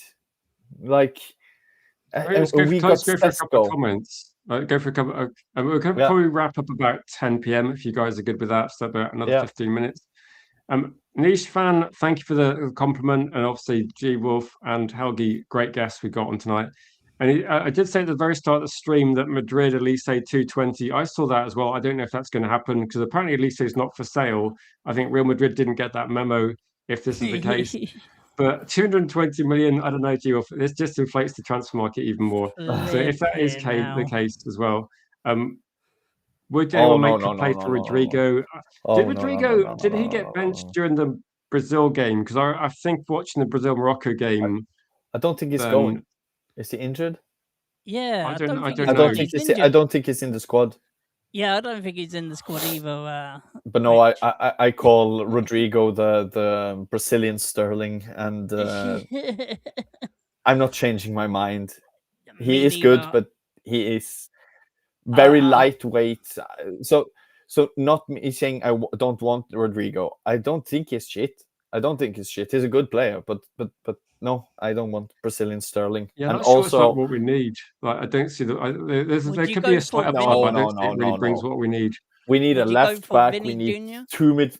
We need never. He's my least favorite player in the entire world. I like the Vic. He's the kind of guy that goes into he's a professional footballer, but he's the kind of because I have a lot of black friends, and they hate people like him because they are like so detriment to the important cases. So like they say that Vinicius is the kind of guy who goes and punches someone, and then like they say something racist the back, and then they go and cry for racism, kind of like they provoke things. And I feel, and then they go and like Vinicius Jr., like he does everything he can to piss people off, and then you will have bad people out there, and then he goes like on camera and does a sit down interview about being the spokesman for racism. And I know like that's not the issue about racism is so serious and big, and I feel like people like him are like really detriment to that case, because that's not what we want. We want real cases, and not him like provoking. Exactly. So I think stay away from people like him for all that is worth. No. Yeah, 100%. No. He's actually the least player I want in the entire world, I think. I'd rather. You was quite a fan, aren't you? We're talking about Vinicius. I do like Vinicius. I think he's a good player. Really good He's player. He's a brilliant player. He's a lot better player than Somerville. Especially with one. Yeah, exactly. The Vinicius Junior Somerville comparison was something I'd never hear on this channel. I thought we'd never be looking at that. We're linked to Somerville, but it seems. What are people's thoughts on this one then? Because I'm a bit, I don't know, No. underwhelmed. I think like there's nothing against Somerville. I just don't feel like it should be something we're looking at until we get our midfield sorted out. I've started a new thing in my head, being schizophrenic. No, I'm joking. But when we're linked to a player, or what's the level of this player, or should I be excited for this player? And the thing I'm talking about is I'm imagining headlines of player X going to club X. How is my reaction? And that is a really good base of a player. So let me just put on an example. Somerville goes to Palace. Ooh, good signing for Palace, that. Somerville goes to Spurs. Oh, that's a typical Spurs signing. He might do well, and that's the level. So he's a bit too. He would be a good signing for a bit Palace or whatever, or Everton. But we're talking about Villa signing him. He's probably a bench player or fighting for. That kind of puts the level of a player real quick. And the same for example, I think that's a good thing that I've started with. There's nothing wrong with it. I think I just like when we're looking at players that are going to play attacking positions for Man United. I think that I don't care about pressing, and if they're not scoring goals, I don't see the point. Like if Somerville's not going to carry a goal threat, which he doesn't really, he's got about 11 goals in 4 years, not 4 games. Like, what's the point? I don't see the threat. Exactly. Again, he might improve, but I think Man United we got enough attacking players that are going to improve. Exactly. Plus, also we've got our youngsters as well coming through. And I saw Ben Jacobs today also say, and I've worried about this for about 2 months now, 3 months, and like I say, he's really well connected in the club. And today my realities became my thoughts became reality in terms of what I read, and that's they spoke. It was United stand, and they spoke to him about. They asked, okay, the midfield, okay.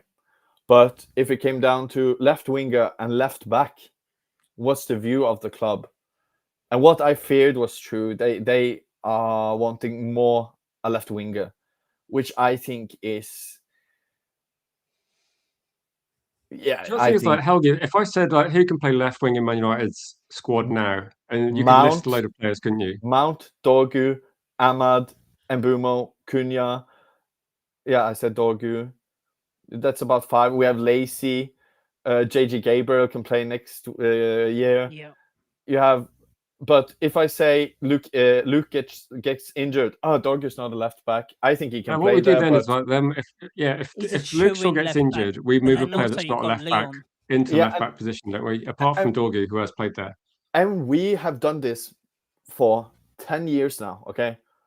Do you remember that year we played about 6 people? We had Amrabat, we had Reguilon. Everybody had to go at left back pretty much, apart from David De Gea. We do this every year now, where even Bruno played left back. Because I've like most of you know, I'm not Shaw's biggest fan. So obviously, for about 10 years, I've said, not the first years he was there, but I've said we need to buy a new left back, and every year I get the same comment. No, but we have Shaw. And I say, so except for this last season, they always, and I say then, but he's always injured. And they say, yeah, but when he's fit, he's world class. But I say, but he's rarely fit. And if he's fit, it's for a period. So the point is, the club agrees with the fans and not me. Yeah. So that's why. Do you think that Helgi as well? Do you think that if you're looking at next season, we're going to play, say we play 50-55 games? Then because that's a realistic thing. Okay, so left wing, we could, like you said, we can see Cunha there, we can see Dorgu there. we could maybe see Mount there, or we could see other options there. So again, I feel like relaxed. We got left wing options. Same. If we play 55 games, there is literally no chance Luke Shaw starts all those games. And Exactly. we're going to have to be playing either Mazraoui or Dallo or Dorgu. So we're going to have to effectively play players out of position. Because we can say Dorgu's a left back, but he hasn't really been a left back for Man United. And that's what worries me when people say we have new people leading the club, because there is still stupid people leading the club. If you were to put on a poll, for example, now, Rich, if you can do that, what is most important, buying a left back or buying a winger? And we can see the result. And I think at least 80% will say a left back, because I see people like, oh, Cunha is not a left winger, Dorgu, whatever, but we literally have Shaw, and that's it, and maybe then Dorgu, but like I say, it's not a coincidence that Shaw has been in 10 years, and the first season that he actually stays fit is the season where it's his last opportunity to ever play World Cup. That's not a coincidence. Also, don't forget we got Leon as well. Yeah, but is that an option? Is that an Paraguay player? That's like saying we don't need to buy Anderson because we have Thwaites. Like, no. I know what you're saying, but me personally, we definitely need to buy a left back, and the ideal candidate for that is definitely Lewis Hall. Yeah, but 100%. The reason why I took the subject up is just I have just been worried for months that I just feel like, because Rich has said this a lot of times as well, we never get linked to a left back. Lewis Hall's literally the only one. I think people haven't told Lewis Hall, because I think Lewis Hall doesn't seem to be pushing to leave. And Newcastle aren't going to sell him for cheap. I think Livramento got injured, didn't he? So potentially they're not going to sell him. So that might be one good thing. So I think if he goes, it just pushes the price up.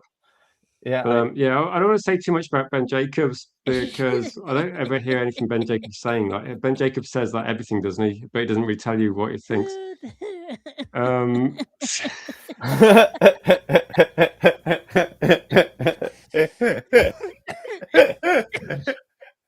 you know what I would say? Like, do you remember when we talked about? That there isn't a banner, but it's not a good analogy. There isn't a better analogy on the entire. I love that analogy. People that tuned into the channel hoping that We Deserve Better would get a Bonnie Blue reference. It's happened tonight, guys. So your patience has been rewarded. And I'm proud of you being filthy, WDP. Do you remember when we looked at Ben Jacobs' stuff about a year ago, because Bruno Fernandes was being linked to the Saudi Pro League, and Ben Jacobs' information was pretty much like the Saudi Pro League teams are interested. We're like, yeah, we know that. And go, Bruno's not that keen. Yeah, we know that. And that was it. Every single day, go, Ben Jacobs update on United Stand. Ben Jacobs says, yeah, well, the situation as we know it. And it says the same thing over and over again. For God's sake. He's saying, but the reason why I say his name is that sometimes there comes info that isn't, because he talks waffle all the time.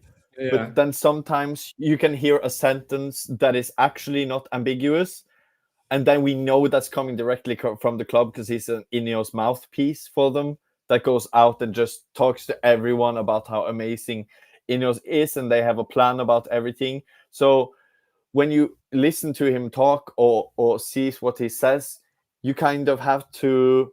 You got to be laser focused, haven't you? The problem you have to kind of see through all the waffle and kind of read between the lines sometimes. And so when he says outright they want a left winger instead of a left back, then I believe that. But all this waffle about everything else, that's. But sometimes he comes up with, yeah. No, I think he's such a cuck with a U. I think it's like a bit like Fabrizio. I think they're kind of under pressure to put out more and more content, and there isn't anything new, so they have to keep saying the same things. Yeah. If I was Ben Jacobs, okay, you're taking the money, but it must get boring being asked the same questions every single day and saying the same answer on multiple platforms. He's doing his own stuff and other. Rich, having in a more, you can have Helgi Jacobs on, and you can ask me now what do you see in the midfield? And I could say, they like Mateus Fernandes, Scott is an option, and if that not goes, they may go for Baliba. Thank you. Okay, see you. Bye. Like, Thanks, Helgi. wow, There's like £2,000. What an amazing insight, Helgi Jacobs. It's breaking. Helgi says that Man United want Matheus Fernandes. Like, shit, let's get the latest on this. Yeah, you heard it here first. That Man United like TCHOUAMENI, but he's going to stay at Real Madrid. People, you heard it here first, second, third, fourth, and heard probably it like here for the 1,023rd time. But yeah, back to the midfield point though. I don't get why our pool is so small. Like, right. Why it feels a bit like we're looking at Lewis Hall, Tonali, Anderson, and Tchouaméni, and if not, then it's Baliba, Scott, and Mateus Fernandes. So basically, we have 6 midfielders in the entire world that we are laser focused on, and that also, how do you say it? Well, when you allow clubs to, this enables those clubs to push up the prices, right? Because if it's so widely known that we only want those 6, so Tchouaméni, he's out now. Tonali is not happening. Anderson is going to City, and West Ham knows that. Bournemouth knows that, and Brighton know that. So now we are talking to those 3 players or those options, and then now Bournemouth and West Ham say Scott and Mateus Fernandes is 80, and Brighton say Baliba is 70.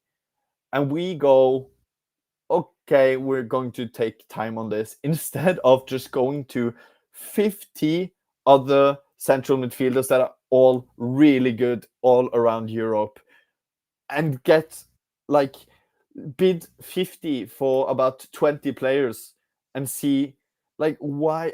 I don't get it. It's like when I play Football Manager or FIFA, it's not like I only want one player. I want a lot of players because there are a lot of options, because I have like, yeah, I just don't get it. I just don't get why. I get if there's one player like when we want when City wanted Haaland, I get why they wanted Haaland, right? Yeah, so they were it's so different, isn't it? You know, when you talk about these players, like for me, Matheus Fernandes is a good player, but it's not like when we got Wayne Rooney. But when we got Wayne Rooney, it was like there wasn't a backup target. It was like you get the best player in the Premier League, or you get no one. Like there wasn't a backup target. Van Persie. It wasn't like if we didn't get Van Persie, then he would be like, we can look at Mario Gomez from Bayern. Like, yeah. Genghis is pretty chilled, actually. Genghis is saying, play more players on the market. But it does matter who we get. That's my point. So if we get Sangare and Mateus Fernandes and Ederson and Menu, is that a midfield that is going to make City and Liverpool and Arsenal shake? No. But if we get Anderson and have Ederson as a backup for him, and then Menu, and then Mateus Fernandes or Baliba or Scott, that really looks so. It's night and day for me. So yeah, I think we will get players, but also, yeah, the left back situation again, it really worries me because people only think about the now, but like, it's okay. It's like the De Ligt injury or like Shaw being fit, but things are not like stagnant. They are not going to stay the same forever. So yeah, Shaw is going to struggle so much of the aftermath of playing every game of the season this season and not having the England thing. Now he's going to revert back to being injured a lot, 100%. And also he plays exactly how he played when he was the left centre back for Amorim, because he doesn't get up, he just stays there. So that makes Cunha looks more poor because he doesn't overlap, because he doesn't have the energy or the body to overlap. We need an energetic young left back to go up and down all of the time, and then Shaw can still stay, but he can be. Yeah, we need to. We basically haven't bought a left back for 10 years now because of Shaw, and then people say, no, we bought Malaysia. Yeah, we always bought a backup, but the Yeah, we backup always is bought a always backup. We playing. always bought a cheap backup. Tellez Yeah, was like which cheap. is Like one Malassi was cheap. so many steps down, and we end up playing with like I bet I'm not sure about it, but if someone wants to do the math, but I bet Malasia, Reguilon, Amrabat, Dalot, and Masraoui have played more games at left back the last 4 years than Shaw, and that's my problem. We just play with, and that affects the right side, right? And it also affects us playing with the right foot. Like until this season, it was unusual to see a left-footed left back until we got Dorgu, because we've been playing with Dalot and Amrabat and Masraoui on the left. So we never even had a left-footed left back for about 3 years, 2 years before. Do you know what I was So, saying, yeah. Helgi, with with the signings? You make some good points for like we're buying backup players. This is what I've always said. Like if you get Lewis Hall, he's not a backup. He takes Luke Shaw's place. Luke Shaw becomes the backup. Like you need to Yeah. buy a player that goes into the first team Yes. and forces the first team player into being a backup option or a rotation option or to fight for their place. And that's Or what to we're be not better doing. than the player we Yeah. bought, which is Exactly. They got to be better Yeah. than the player you got. And ultimately, that means that then the second best left back at the club is Luke Shaw. And that's better than the second best left back we've got at the moment. So it pushes Yeah, the standard up across the squad. or for example, even though I don't like Luke Shaw, which everyone knows, but let's say we buy Hall and Luke Shaw just finds a brilliant form and outplays and plays even better. Even me would say I want United to win more than like Yeah. like if Shaw does really good, I have no problem. Like I'm not biased in that sense. So if we buy Hall and Shaw just suddenly becomes this insane player who suddenly can go up and down, I will say bench Hall. No problem. I want United to win. So it's a win-win. Exactly, because of if we get The final Hall, question then at we'll go least for, like Andy's saying, why can Hall do it and Dorgu not? So G-Wolf, like we've been talking about this a bit over the last few weeks. We've been talking about Hall like last sort of 10 minutes, 15 minutes. What do you think regarding this? Like Dorgu, like he could play left back. He's obviously done that loads at Lecce. the reason why Hall can do it better than Dorgu is because of Hall is more defensive style of player, whereas Dorgu he likes more attacking.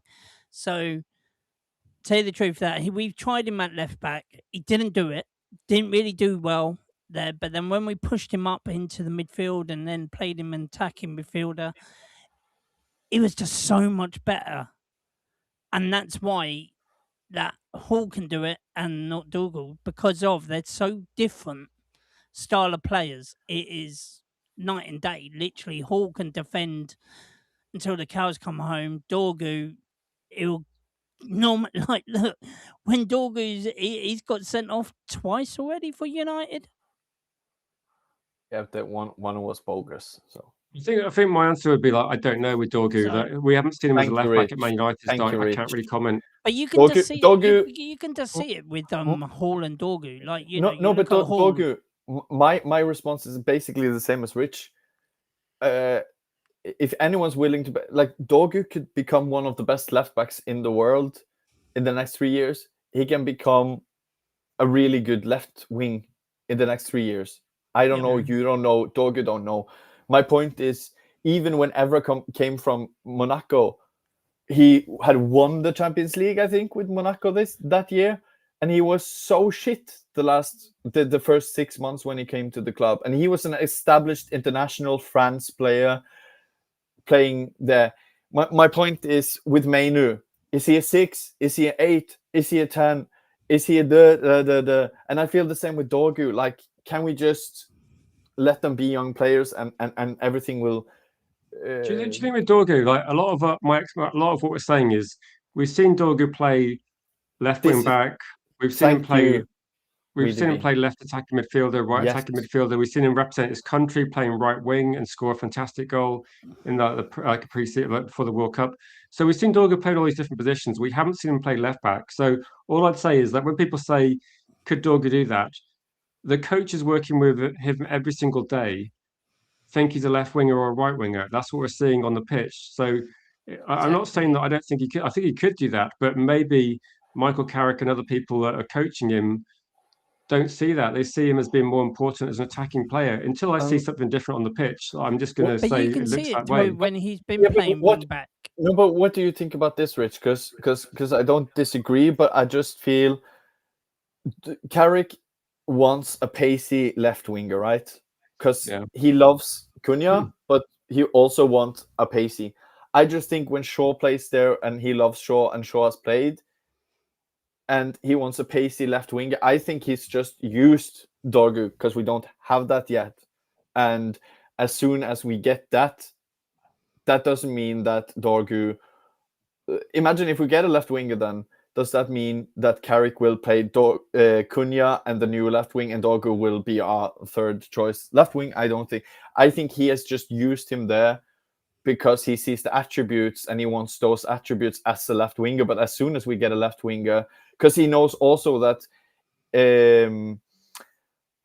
if he didn't play those games as a left winger, he wouldn't play the season because Shaw plays 90 minutes for every game.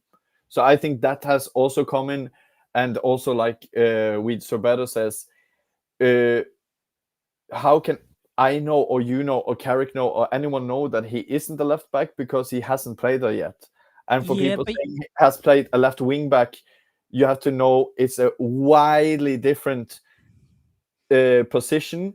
Because no, it's only a bit further up the pitch, but that's incorrect. Because if you remember Amorim, the reason why it's so hard for sometimes a left back to go and play a wing back when it's kind of the same position is because you could clearly see Dorgu. Either if he was like, okay, I'm going to stay a bit defensive so I don't get caught out, then he doesn't contribute offensively, and we don't have wingers in that system. So then we lose that side of it. So that's not working. Okay, then he tries to be a really attacking fullback, but then he has no cover at left back. So my point is, it's a really tricky position to know the balance between defense and attack.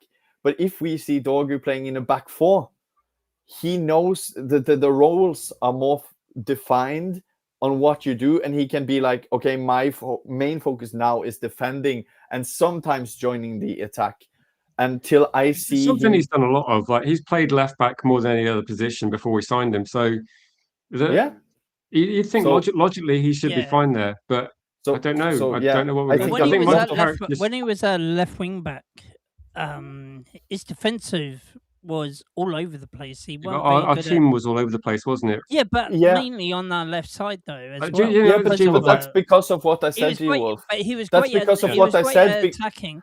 But G-Wolf, that's why. So if you have a player coming against you, that was his issue. So okay, am I going to be front-footed and aggressive, but then I leave space in behind, or will I let them come at me? It's a really like weird, hesitant type of position for a young player that just came to United playing in a shit team that doesn't work. So let's go for a couple of comments. So I know we need to wrap up the stream quite soon. Like Wiedersed Benners makes a good comment saying Michael Carrick was under pressure to get nothing but results. Okay, that was the main thing. So Luke Shaw, Harry Maguire, they're going to play more games because he's going for people that are going to be reliable as when he moved to a flat back four. I think Dorgu was still getting used to the Premier League a little bit as well this season. I think he's only been a Man United player for 18 months. So I think Dorgu was one where, again, he was doing a great job. We had Cunha missing games. I think Dorgu was doing a great job where he was. I think because it was working, like Carrick's not going to experiment when things were working well. Like when he came in, things were working well. Dorgu started as left wing. We hit the ground running. So he's not going to change things too much. But Dorgu could play multiple positions. This is kind of the good thing, isn't it? Like Dorgu's good enough to be a quality left back, probably quality left wing, probably. But so I see Dorgu as like a Bale type of player. And also, if you think about it, Rich, if you say Dorgu is a left back, I still think we need a left back. If you say he's a left winger, I still think we need a left winger. So I think just having Dorgu is a blessing, because let's say we buy Hall, let's say we buy Somerville or whatever, then it just means we have Dorgu who can play left back, left wing, right wing. Like, yeah. So I don't need to put him in a booth at the age of 21 either. Like exactly. When people say is Mainu a 6, an 8, or is it going to be a 10? Just let's see what happens with Mainu. Let's see what happens. He I think doesn't know. Even he doesn't know. with So Carrick young. though, Carrick just got the best out of the players for what he could. And when we get different players into the squad, maybe their roles change slightly. And this is a good final question, which will probably cause even more arguments than anything else we talked about. Do you think that Carrick surprises us and plays a 4-3-3 next season? G-Wolf, do you want to start? What do you think? I think he'll play a 4-3-3 next season. Definitely, he likes that formation. He did it. He's done it at He done it at Middlesbrough, didn't he? Play with a 4-3-3. So, and then also that suits. I think 4-3-3 suits us more than all the other formations that we played. This one will suit us a lot better.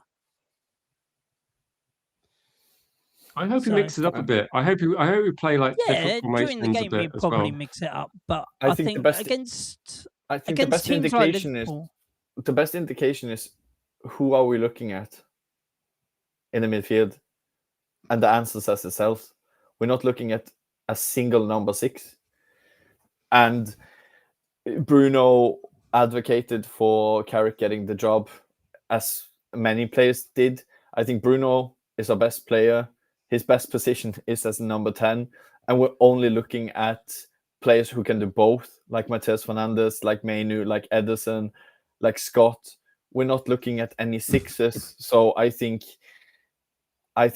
we're going to play 4-2-3-1 because I think I would be, I would be really angry at Carrick. No, but I would be pissed off, to be honest, if we started playing 4-3-3, because literally we have one of the best players in the world who is the number 10.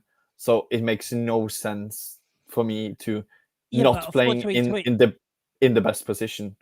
No, that's 4-2-3-1. You can have it, but the 4-3-3 you can have 2 attacking and then 1 in midfield. It could be like a converted 4-3-3 type of thing. Yeah, but then he's not centrally, because then Bruno has to play on either left or right, and you want him in the middle and 2 behind him. That's what I'm saying. But you can have 2 attacking mids plus a striker. It'll still be a 4-3-3, but you'll have 2 attacking midfielders on one striker. But if you look at who we are buying, like Ederson is not that. Mainu is not an attacking midfielder in that sense. But they'll be in the 3 at the back. So the 4, the picks for itself. Then you got the 3 midfielders. And but who will be the conductor then? The balancing back there. We are not looking at any player that can play that role. So if you get me, the 3 in midfield. So if we're playing two Mainu, so you'll have Mainu, Ederson, and, as much as I hate it, Matheus Fernandes, or unless we get someone, unless a Boadi comes in, he can play there, and then you'll have Cunha, you'll have Mbumo and Bruno as the 2. I think we will play exactly the same. I will be really shocked, because all the players we are looking at can do both. So it's clear that we want players that can do the defensive bit and the attacking bit, which says if we're playing a 4-3-3, you have to have the balancing, the Rodri, the Busquets, the Casemiro, the balancing player there. And we're not looking at a single balancing player. So I would be really shocked, like Mainu, Ederson, Matheus Fernandes, Scott, Anderson, Tonali, every one of those are like both attacking and defensive. So 3-5-2. So yeah, I think we're going to start playing off like 4-2-3-1. I don't see us changing things dramatically to start with. I think we'll just try and play to the strengths of our key players and then integrate people. I don't think we'll be. It feels like a lot of change in one window. We're going to rebuild midfield and then change formation. I think we're going to be trying to effectively effectively play almost the same lineup, but replacing Casemiro with a different player and try and work out how that works out to start with. And hopefully we get some good players in as well. Just for cricket, just a bit of interest as well. The poll I did regarding what's the most important position, left wing or left back, left back got 100% of the vote. Yeah, that right. really happens. And our board disagrees. That's my point. 100%. They get 0% confidence from me, to be honest. There was like a final point I wanted to raise. I can't remember what it is now. What was I going to say? Mbappe is a flop. Mbappe's not a flop, G-Wolf. I don't know why you think he's a flop. He's now become France's most decorated goal scorer. He scored from like about 50 yards out in the Oh last my God, game. that goal. Oh. You know, there's like a few goals where you watch it. Before that, it was crap. Come on, his touches Do you want to say G-Wolf? absolutely It wasn't working out for shocking. Mbeumo, but he kept making the runs, kept finding the space, and he got 2 goals. What can you say? He got 2 I goals still in the World think he's Cup. a flop. You think he's a flop? Yeah. I don't know what more he can do. Like, I don't know what more Mbappe can do. He can't do anything in my eyes. Literally, he's It's a little he's got biased, two. isn't He it? got 2 goals. Fair play to him, but Fair play. He's going to get more, isn't he? I just there's something about him I don't like. And But G-Wolf, I'm with you on this. Not on level, but I don't like Mbappe. I don't rate him in that sense. I think he's been scoring but- some great goals. He scored a great goal. Don't get me wrong. The only thing Fair that play I to him, disagree with but- is I think he's a world-class player. It's just I don't personally, I don't fancy him in that way. But I think he's incredible. But yeah, it's not my type of player. But he's not my I have type to of admit player. he's really good, obviously. But Don't get but me yeah. wrong. He scored a fantastic goal the other night from 50 yards out. But it kind of reminded. other than that, like, you know. Do you remember, Rich or Gio? Do you remember the goal of Cristiano Ronaldo when we won 1-0, I think, against Porto? The really long shot in Champions League from like 40. It kind of reminded me of like a Timu Wish version of that.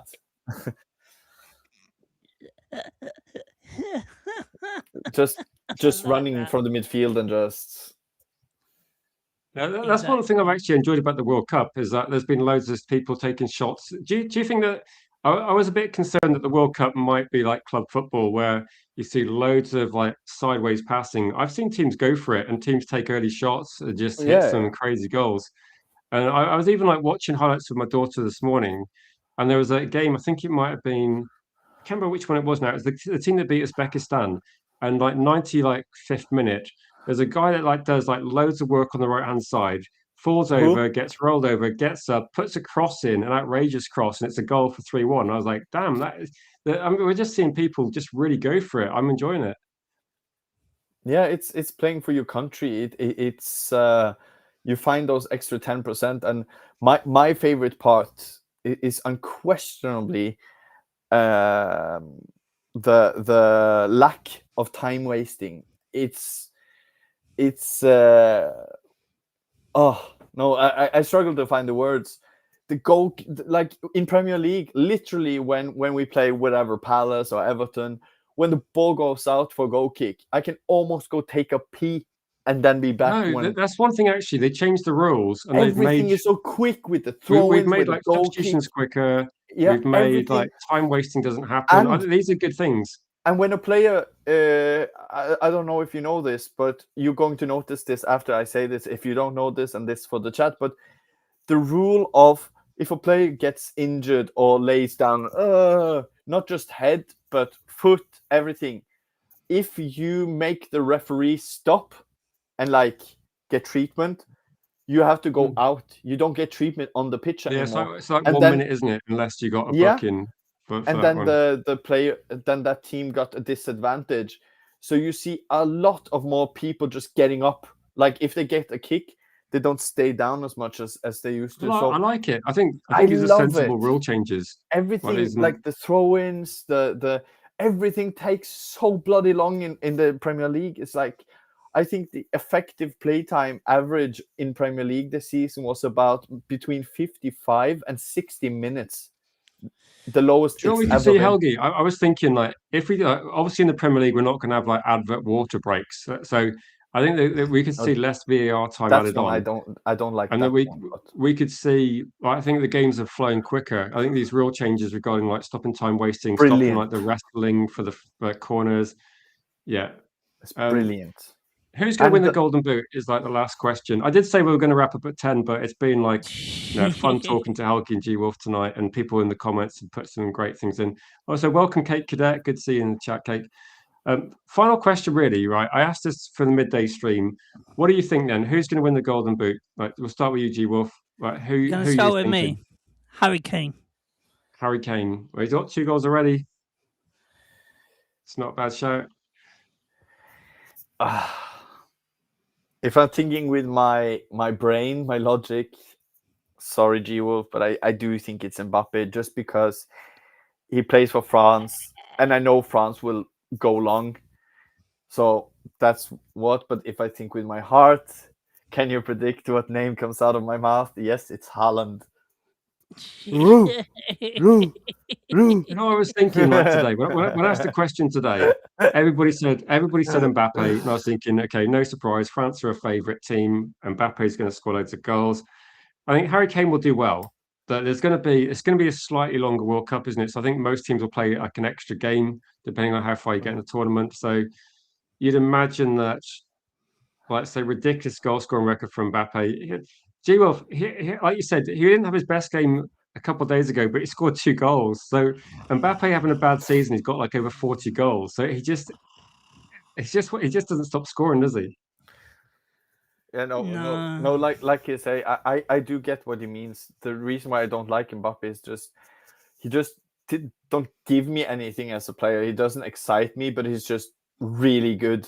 It's just, I don't know. Obviously, it's not like Vinicius. I would love Mbappe at United, but I would more like Haaland than Mbappe, even if I was Norwegian, by the way. So. No, I get people give Haaland stick and say, but I like Haaland as well. I think Haaland's a ridiculous player, like ridiculous. Yeah. I saw something on Instagram. I think it was on Instagram. I saw this, right? That if England get to the final and United States get into the final, we will play them on the 4th of July at Philadelphia. I would love Norway to meet England. I was kind of surprised actually nobody said Messi, because Messi's got a hat-trick already. I think he's got another, like, not the most difficult group games, and he can't stop scoring either. Yeah, I think he will. I think he will be found out. I was thinking about him, but I think he will. He can't do that to France or yeah. I just think, but I'm not underrating Messi. Obviously, he's crazy, but I just think that Aldri side is really shit. And if you look at the goals, he wasn't doing sort of messy things. He really just was jogging towards the goal, and no one was going towards him, and he just shot. Because it's like if you did the same space with even Rice, and he could just jog up towards the goal like it's practice and just shoot, he'd most likely score. So I don't know. I'm not taking anything away from Messi. I'm not that stupid. He's brilliant. But yeah, I don't see. I would put Kane and Mbappe in front of that. And like some people in the chat says, I think it was Vale, that Haaland can score. Even if we go out in the quarters or whatever, he could have scored like 2 games per game until then, and that's enough to be. I think Haaland's going to score every game he plays. It's just about how many games do Norway play. So he's obsessed. I think he's obsessed. Yeah, I'm really looking forward to Norway versus France. I don't care what time that game's on. That's what I want to definitely watch. That's going to be this comment. Yeah, exactly. I've given up talking to Cake about Bruno. Does anyone else want to cover this? No. I think I annoyed people earlier today. Think of how many assists he got in the Premier League for Manchester United. And also, this was the first season where he had okay attackers around him, mind you. So that's also a point. I don't think Bruno has been better this season than any of the other seasons. I just think people have finished his chances. I think he would have gotten about 20 assists every season at United and broke that record again and again and again and again every season. If it wasn't like 100%. Højlund or Andreas Pereira or Dan James or Kate Martial thinks returning that from he's on his injury. drop-off point. You know what, like G-Wolf, like Bruno Fernandes will get assists. Ronaldo. He ain't dropping off anytime soon. He ain't dropping off this season when the season starts, and he ain't dropping off the season after. We got another 2 years of Bruno. I was gonna say, G-Wolf, Bruno Fernandes will get assists if me and you were in the team. Like that's how good he is. Exactly. Like we get enough chances to score a goal, surely. It's just whether we put them away. Bruno friends. But I don't think we'd score. I don't think we'd score too many, but we might get one. Big up to you, Jeff. We're about to wrap up, Jeff. But if you've got a question, so yeah, you tuned in just as like Bruno's best friend and Bruno's nemesis are in the chat at the same time. Which me too. Me too. I'm also Bruno's biggest friend. I like you Bruno. might be outnumbered. He's staying for another couple of seasons. I remember a funny thing, G-Wolf, when I lived with my ex for about 4 years, and I remember her saying like she once came in from like finishing work, and as soon as you kind of go in the hallway, you can see the living room. So she entered the door, she took off her shoes, and then she came into the living room, and she said like, "What are you watching?" Because my face was, I was like so happy. And she went and looked at the TV, and it was just a normal like sit down interview with Bruno. And she says, "You don't even look at me in that way." And I'm like, so yeah, because she was like, "Are you sitting like smiling from ear to ear like a psychopath when I'm not here just watching Bruno interviews?" And I'm like, "Yes, I am. She's, "You're not healthy," and I'm not saying like, "No, I'm not," but I love that guy. So, yeah. I was just happy that G-Wolf got to watch Boadi against Morocco versus Brazil because I've been hyping him up quite a lot, and G-Wolf was like, "Who is this guy?" And then luckily, I think Boadi. I will say this like G-Wolf, Boadi pretty much has good games most games, so it's not a one-off. Well, like he will play. I'll tell you what, you're right. That I want to see how he does against Scotland now. That's going to be a good one. What I loved about Boadi was like it was G-Wolf's been reprogrammed. It was 1-1. And literally, he was saying where he wanted the ball, and that was exactly where he got it. There was my favorite moment was, and then he nutmegged. Who was it? Who did he nutmeg? He nutmegged someone, didn't he? Oh, I don't remember. And he took Casemiro apart. There was, and then at halftime, Casemiro had to be subbed.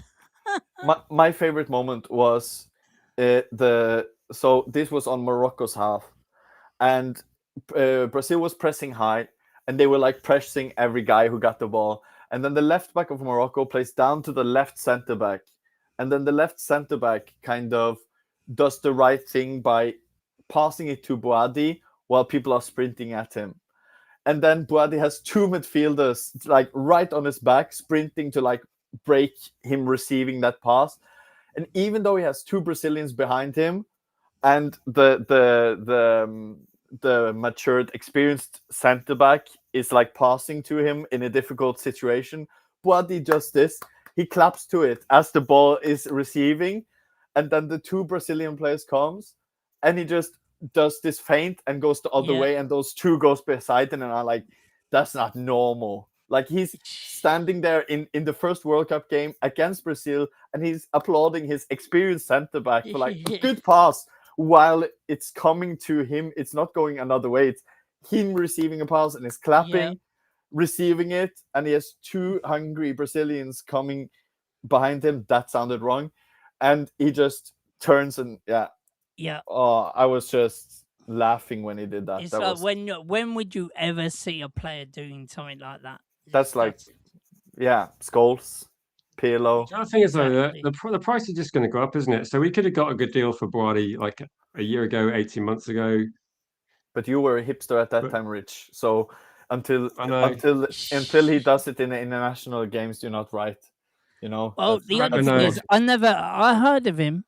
I've never seen him. And now I never tried thought, to share clips in like the Discord, and people like, no, who is this guy? right? But then I'll tell you what, watching him against Brazil and then absolutely It took dictating the play. one game to turn G-Wolf from like, who is this guy, to like telling me about a player I've been telling him about for 2 years. But it feels a bit like sometimes one of my daughters will tell me stuff that I've told them for 2 years or 3 years. Like they finally find out something they need to tell me about. And I'm like, what are you talking about? You're trying to tell me that the music I listened to in the 90s is good. I know it's good. Like that's no, I'm only joking, G-Wolf. It's good that we're now on board. I know. Like, Yeah, but to be fair to G-Wolf though, some players are like, because I do agree with like it takes more than one game to convince me, but sometimes it doesn't also.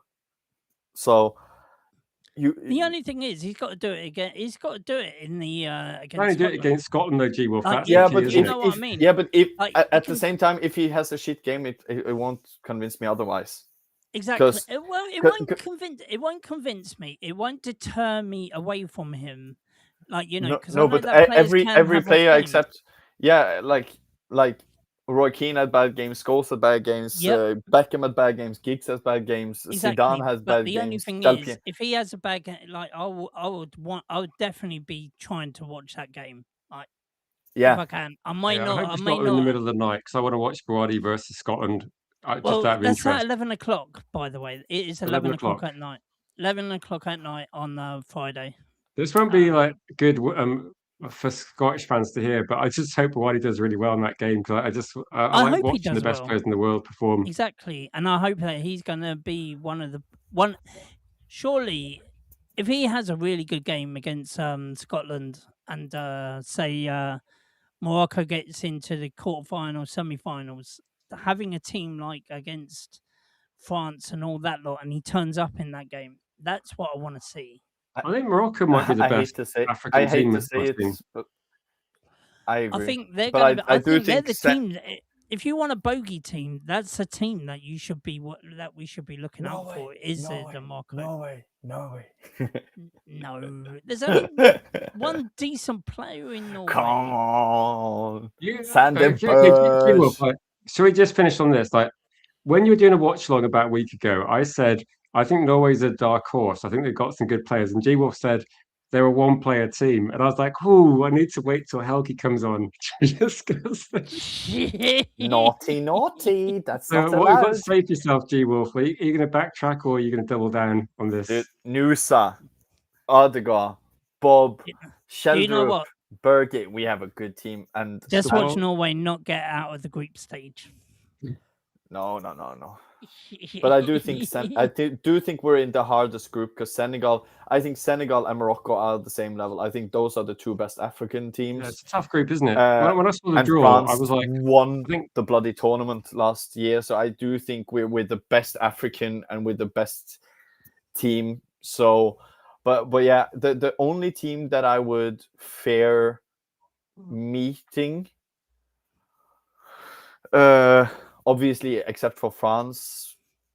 It's quite nice, Helgi. You get to play France in the group stage. You can kind of like you can compare your team against one of the favourites without we don't kind of worry about being knocked out. And we won't meet them in any sort of capacity in the eliminating stages before eventually a final or whatever. But that's also chill. So whoever we meet after that, like, I'm not afraid of England. England is more afraid of Norway than we are of them, because if we meet England, they know that they are kind of favorites, but Konsa and Stones, who has played 2.5 seconds of football this season. Oh god! The thing is that you say we might be favourites, Stones and Reece James and O'Reilly against our attack, they will shake in their pants. So I'm not fearing anyone. Wolf, like, do you want to comment on this? Like Nusa, Haaland, Sorloth, Odegaard, Bob Ryerson, 16 assists Ryerson got last season. 16 in the Bundesliga. He has the record at right back. It's a really good team. No. We will. So I reckon it's like Gio, come on, what do you think? I will shave my hair. No, I'm joking. England is definitely going to beat Norway. It was No, pretty no, no. optimistic If we against Croatia. go up against Norway, England is going to absolutely. I think it would be like demolish. a high-scoring game. So I think England are not going to England keep a will clean win sheet 4-0, against Ireland. 4-1. 4-1 to I think England against Norway. Norway will win 4-1. No way. And about that. Sander Berg will make Kane look like Delap. So no worries. And Declan Rice is going to make Sander Berg his B. Yeah, Haaland with like the Croatia team. Like I tweeted yesterday. Stones is going to be on G-Wolf. Haaland. Like I tweeted last night. I tweeted. How many minutes has Stones played this year? Like, I don't think he started games, has he? No, he's played like 400 minutes. I checked. But the only thing is, he played it. He played all right in but the England game. G-Wolf, I tweeted last night. I tweeted, just imagine if that was Haaland running at that defense and not the 85-year-old Perisic.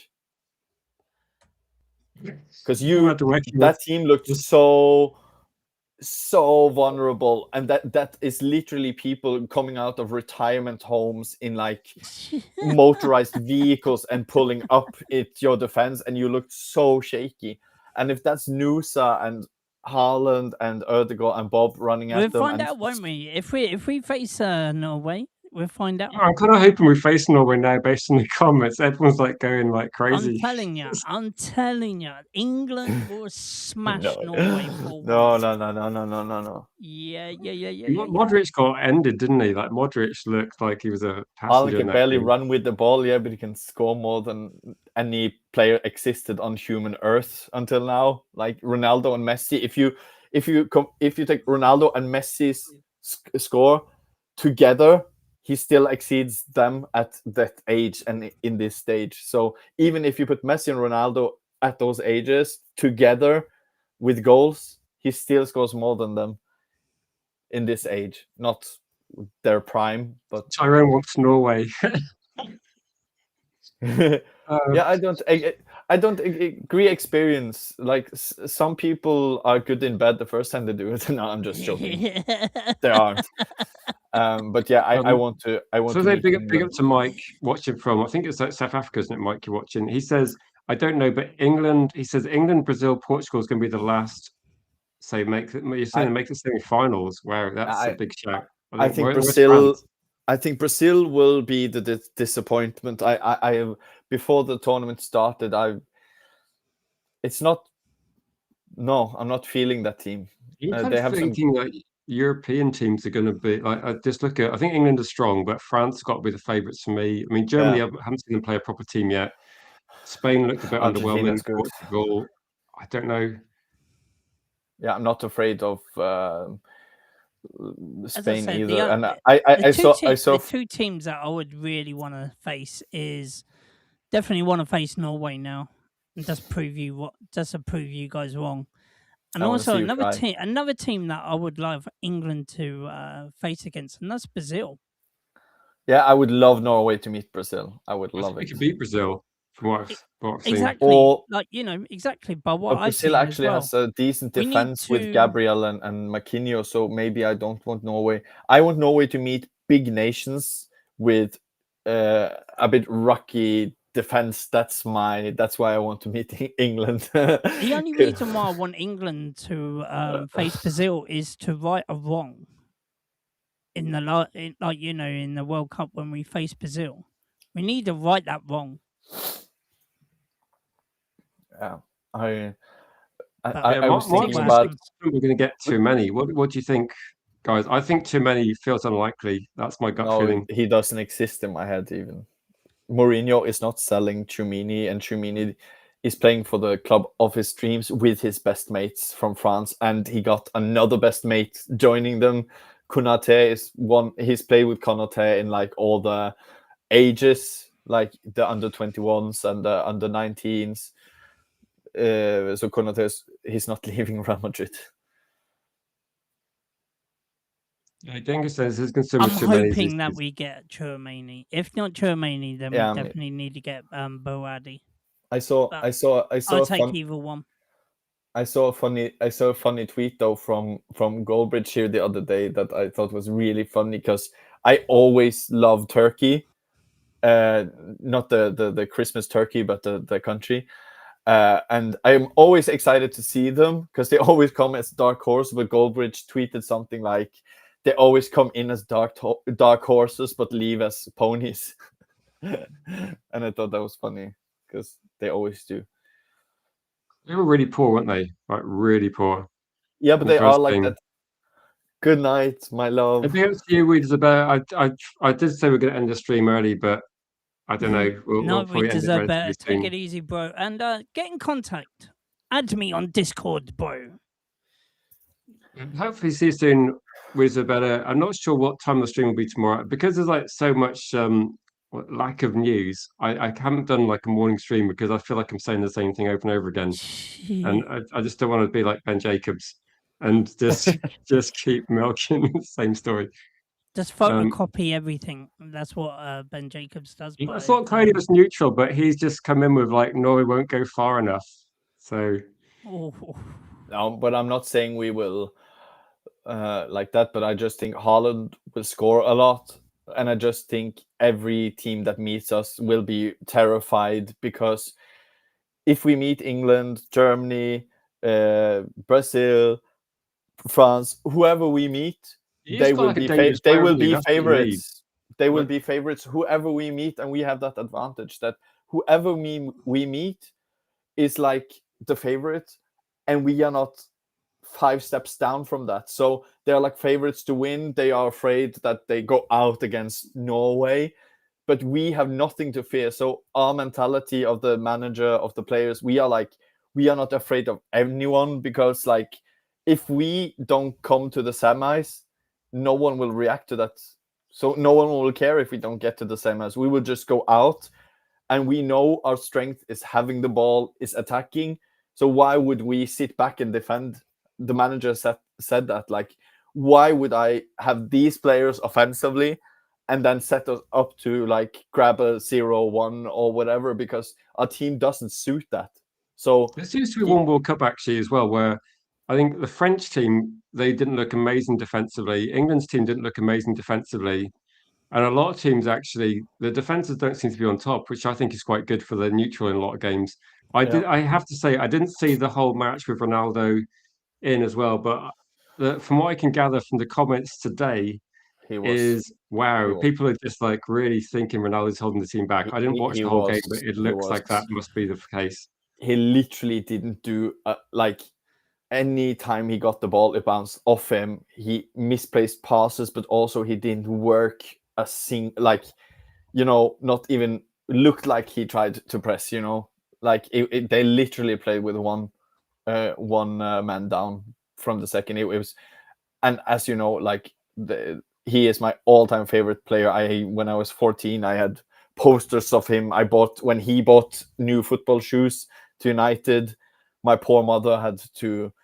She spent about £600 a year when I was 10, 11, 12, because I always had to have the new Ronaldo shoes when he changed even color. So, but even me say all good things come to an end, and even though he's good at scoring and stuff, like yeah. So I'm gonna go for the comments. So big thanks to Jeff for the super chat. He says, if you might be interested, Jeff, G was going to do a watch along for USA because they looked good in the first match. We're going to see how they do in the second match. But big up to you for the super chat, Jeff. He says, have a great night, enjoy the football. All the folks who met from Europe and Asia having a great time. They know it's a party. Do you manage to get tickets to a game, Jeff? I know you were looking at it. I think Niall was in the comments very early tonight. He's gone to Boston, watched the game with Scotland against Haiti. I think you must have seen that one. Oh my God, so fun. I know, it's just crazy, isn't it? It reminds me of like when the Olympics was in the UK, loads of people got into it, and like people I knew that had no interest in sport were trying to get tickets for things. But obviously it didn't cost like thousands of pounds like it does for the football.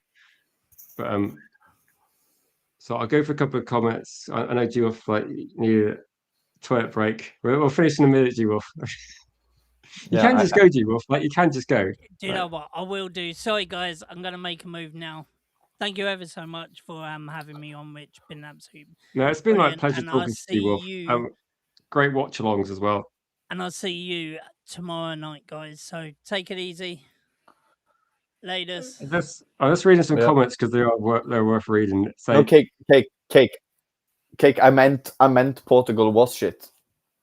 So yeah, it was walking football. It was basically Rich. They kept the ball. It was 80-20 in possession, Rich, but they just didn't do anything. So it was. I think they had 23 shots though, but we all have seen those type of games. It's like, yeah, they were shit, and yeah, Bruno was poor actually, but everyone was poor. So. Do you know what I've quite liked about this football, Helgi? Where there's been a few people taking shots where I didn't expect it. Like Mbappe takes his shots, you see other people take shots from distance, Yeah, and they've been flying in. And I was just thinking, like, there's loads of goals. Like, there's been loads of games where it's been like 3-1, 2-2, yeah. 3-2, 4-2. Like England score 4 goals, and everyone's Kind of like, reminds me of that. It's, You remember South Africa, that Jibulani, that ball? yeah. This This ball ball kind of seems to be reminds just. me I was joking, of like that. I was saying that this afternoon, I might have to get one of those footballs because I was watching it with my daughter, thinking, I want one of those footballs. I'm just seeing it flying in the top corner every game Same, now. yeah, exactly. And I've never felt that since that Jibulani ball. So create a How World did Cup you and song. you I, I create a don't think World Cup song? I don't think anyone would love to hear that. I don't know. Yeah, wow, Ronaldo's getting a lot of it today. No, Yeah, but he I've was. been quite. I would say this one, like transition football for me, has always been more exciting than possession football, and I think that's what we're seeing with the. Do you watch the England Croatia game, Helgi? Yeah. Because there was one bit where I've seen a few games where they pass to the left, like the goalkeeper passes to the left or right, then it comes back to the goalkeeper, and the goalkeeper plays it centre, and there's a few people around him, and he did that in the England game, and I was like, oh no, because I remember watching the opening game where the player takes the heavy touch, and then they Yeah. concede the goal. And I'm seeing some of that where I'm getting a bit worried that we're overpassing, but I think England do look very competent. But in terms of like the games I've watched, it's like the attacking. It's like games where you think, oh, this team are going to come and defend. They're not. We're not seeing teams go, let's do 90 minutes in a low block. These teams are actually going for it, and we're seeing Yeah, like do you know significant why? threat. I obviously I don't know why either, but my best guess is because there are so many teams and there are so many going. There are only basically, I think it's 8 out of the 12 third places are going through. So there's, because people been criticizing this World Cup like there's no jeopardy, but I think that lack of jeopardy is what creates this. Because if it was like super serious from the first game, then we would see more team being like defensive. But I think people more go for it now because they have nothing to lose. Either if you're a small or a big nation, like no one has nothing to lose on just going out. So I actually love that it's lots of teams. You've seen lots of new. Yeah, I love this. Yeah, I think also a lot of these teams, which, but let's be realistic, I haven't watched Panama, Uzbekistan, Haiti, and we're looking at all these teams like the Cape Verde. I was actually looking at this is the true thing, Helgi. When Cape Verde drew with Spain, and I think Cape Verde's got a population of what, like 500,000. It's like the smallest nation there. We were myself, my dad, and my wife. Because my dad was visiting us, we were just like going through our phone, going right. Let's find out a city in the UK that's got the same population as Cape Verde, and just thinking it's literally like a medium-sized like city in the UK. It's a really small population. I think it's like been quite fun. Like I've enjoyed it as a neutral. Yeah, I love it. I love it. And yeah, I also think people disregard like what that does for a nation. So they say, oh, all these shit countries, but like that means like it means so much to Cape Verde, and not in emotional sense. I mean more like we can suddenly in 10 years now have a brilliant player from Cape Verde because he's 10 now and he watched the World Cup.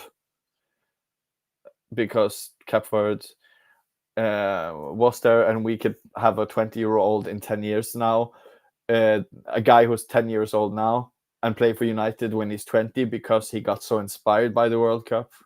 So I think it's a very just, it's called the World Cup, so why not have as many countries as you can, and then the truth will prevail at the end, either way. So I'm not against it. Yeah, I'll say this as well, because like there's a lot of football, and I'll just go for a couple of comments before, I don't want to keep Helgi too late as well. So if you're able to smash a like and subscribe, if you haven't subscribed, that'd be appreciated.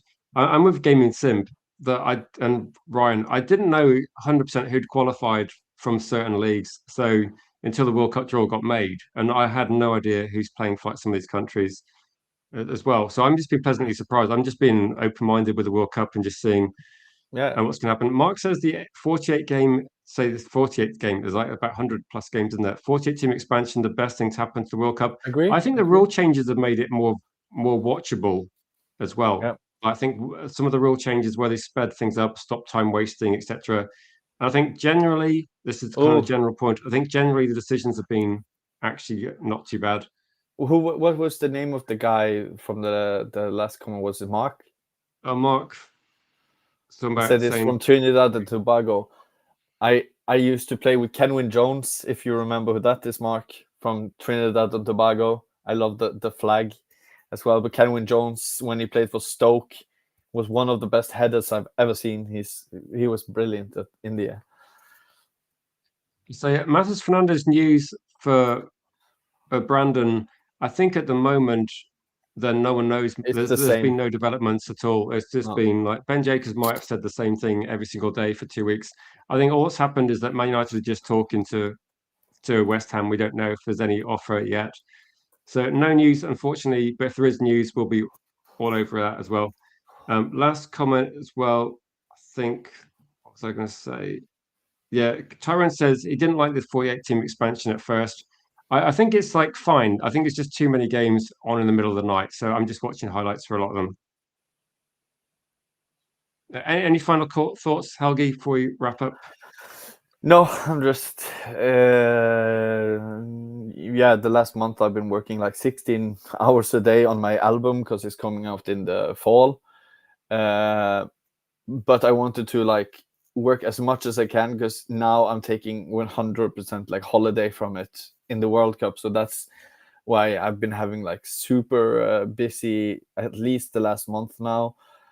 So now I'm not in the studio. I'm not doing any work. I'm just World Cup every day now. So it's been Norway will get shot. No, I'm just happy we are here. No matter what happens. For someone I think for a lot of countries though, they haven't made it to the World Cup. So the first time in my life, I've never seen Euros for Norway ever.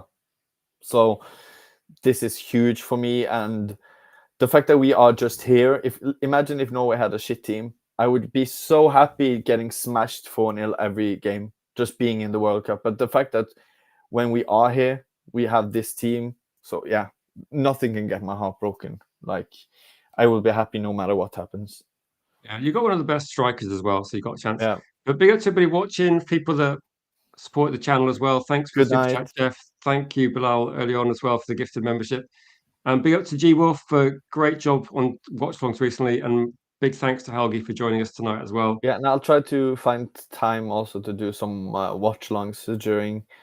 As you know, I'm also like a night owl, so I can probably sometimes also do like the weird 3 p.m. games. I'll let you know when I can do weird games. There's going to be some big games coming up. Yeah, but I like weird games as well, so yeah. Cheers, guys. Thank you for watching, and we'll be live tomorrow with probably the same news as today, unless Man United suddenly pull their finger out, let's be honest.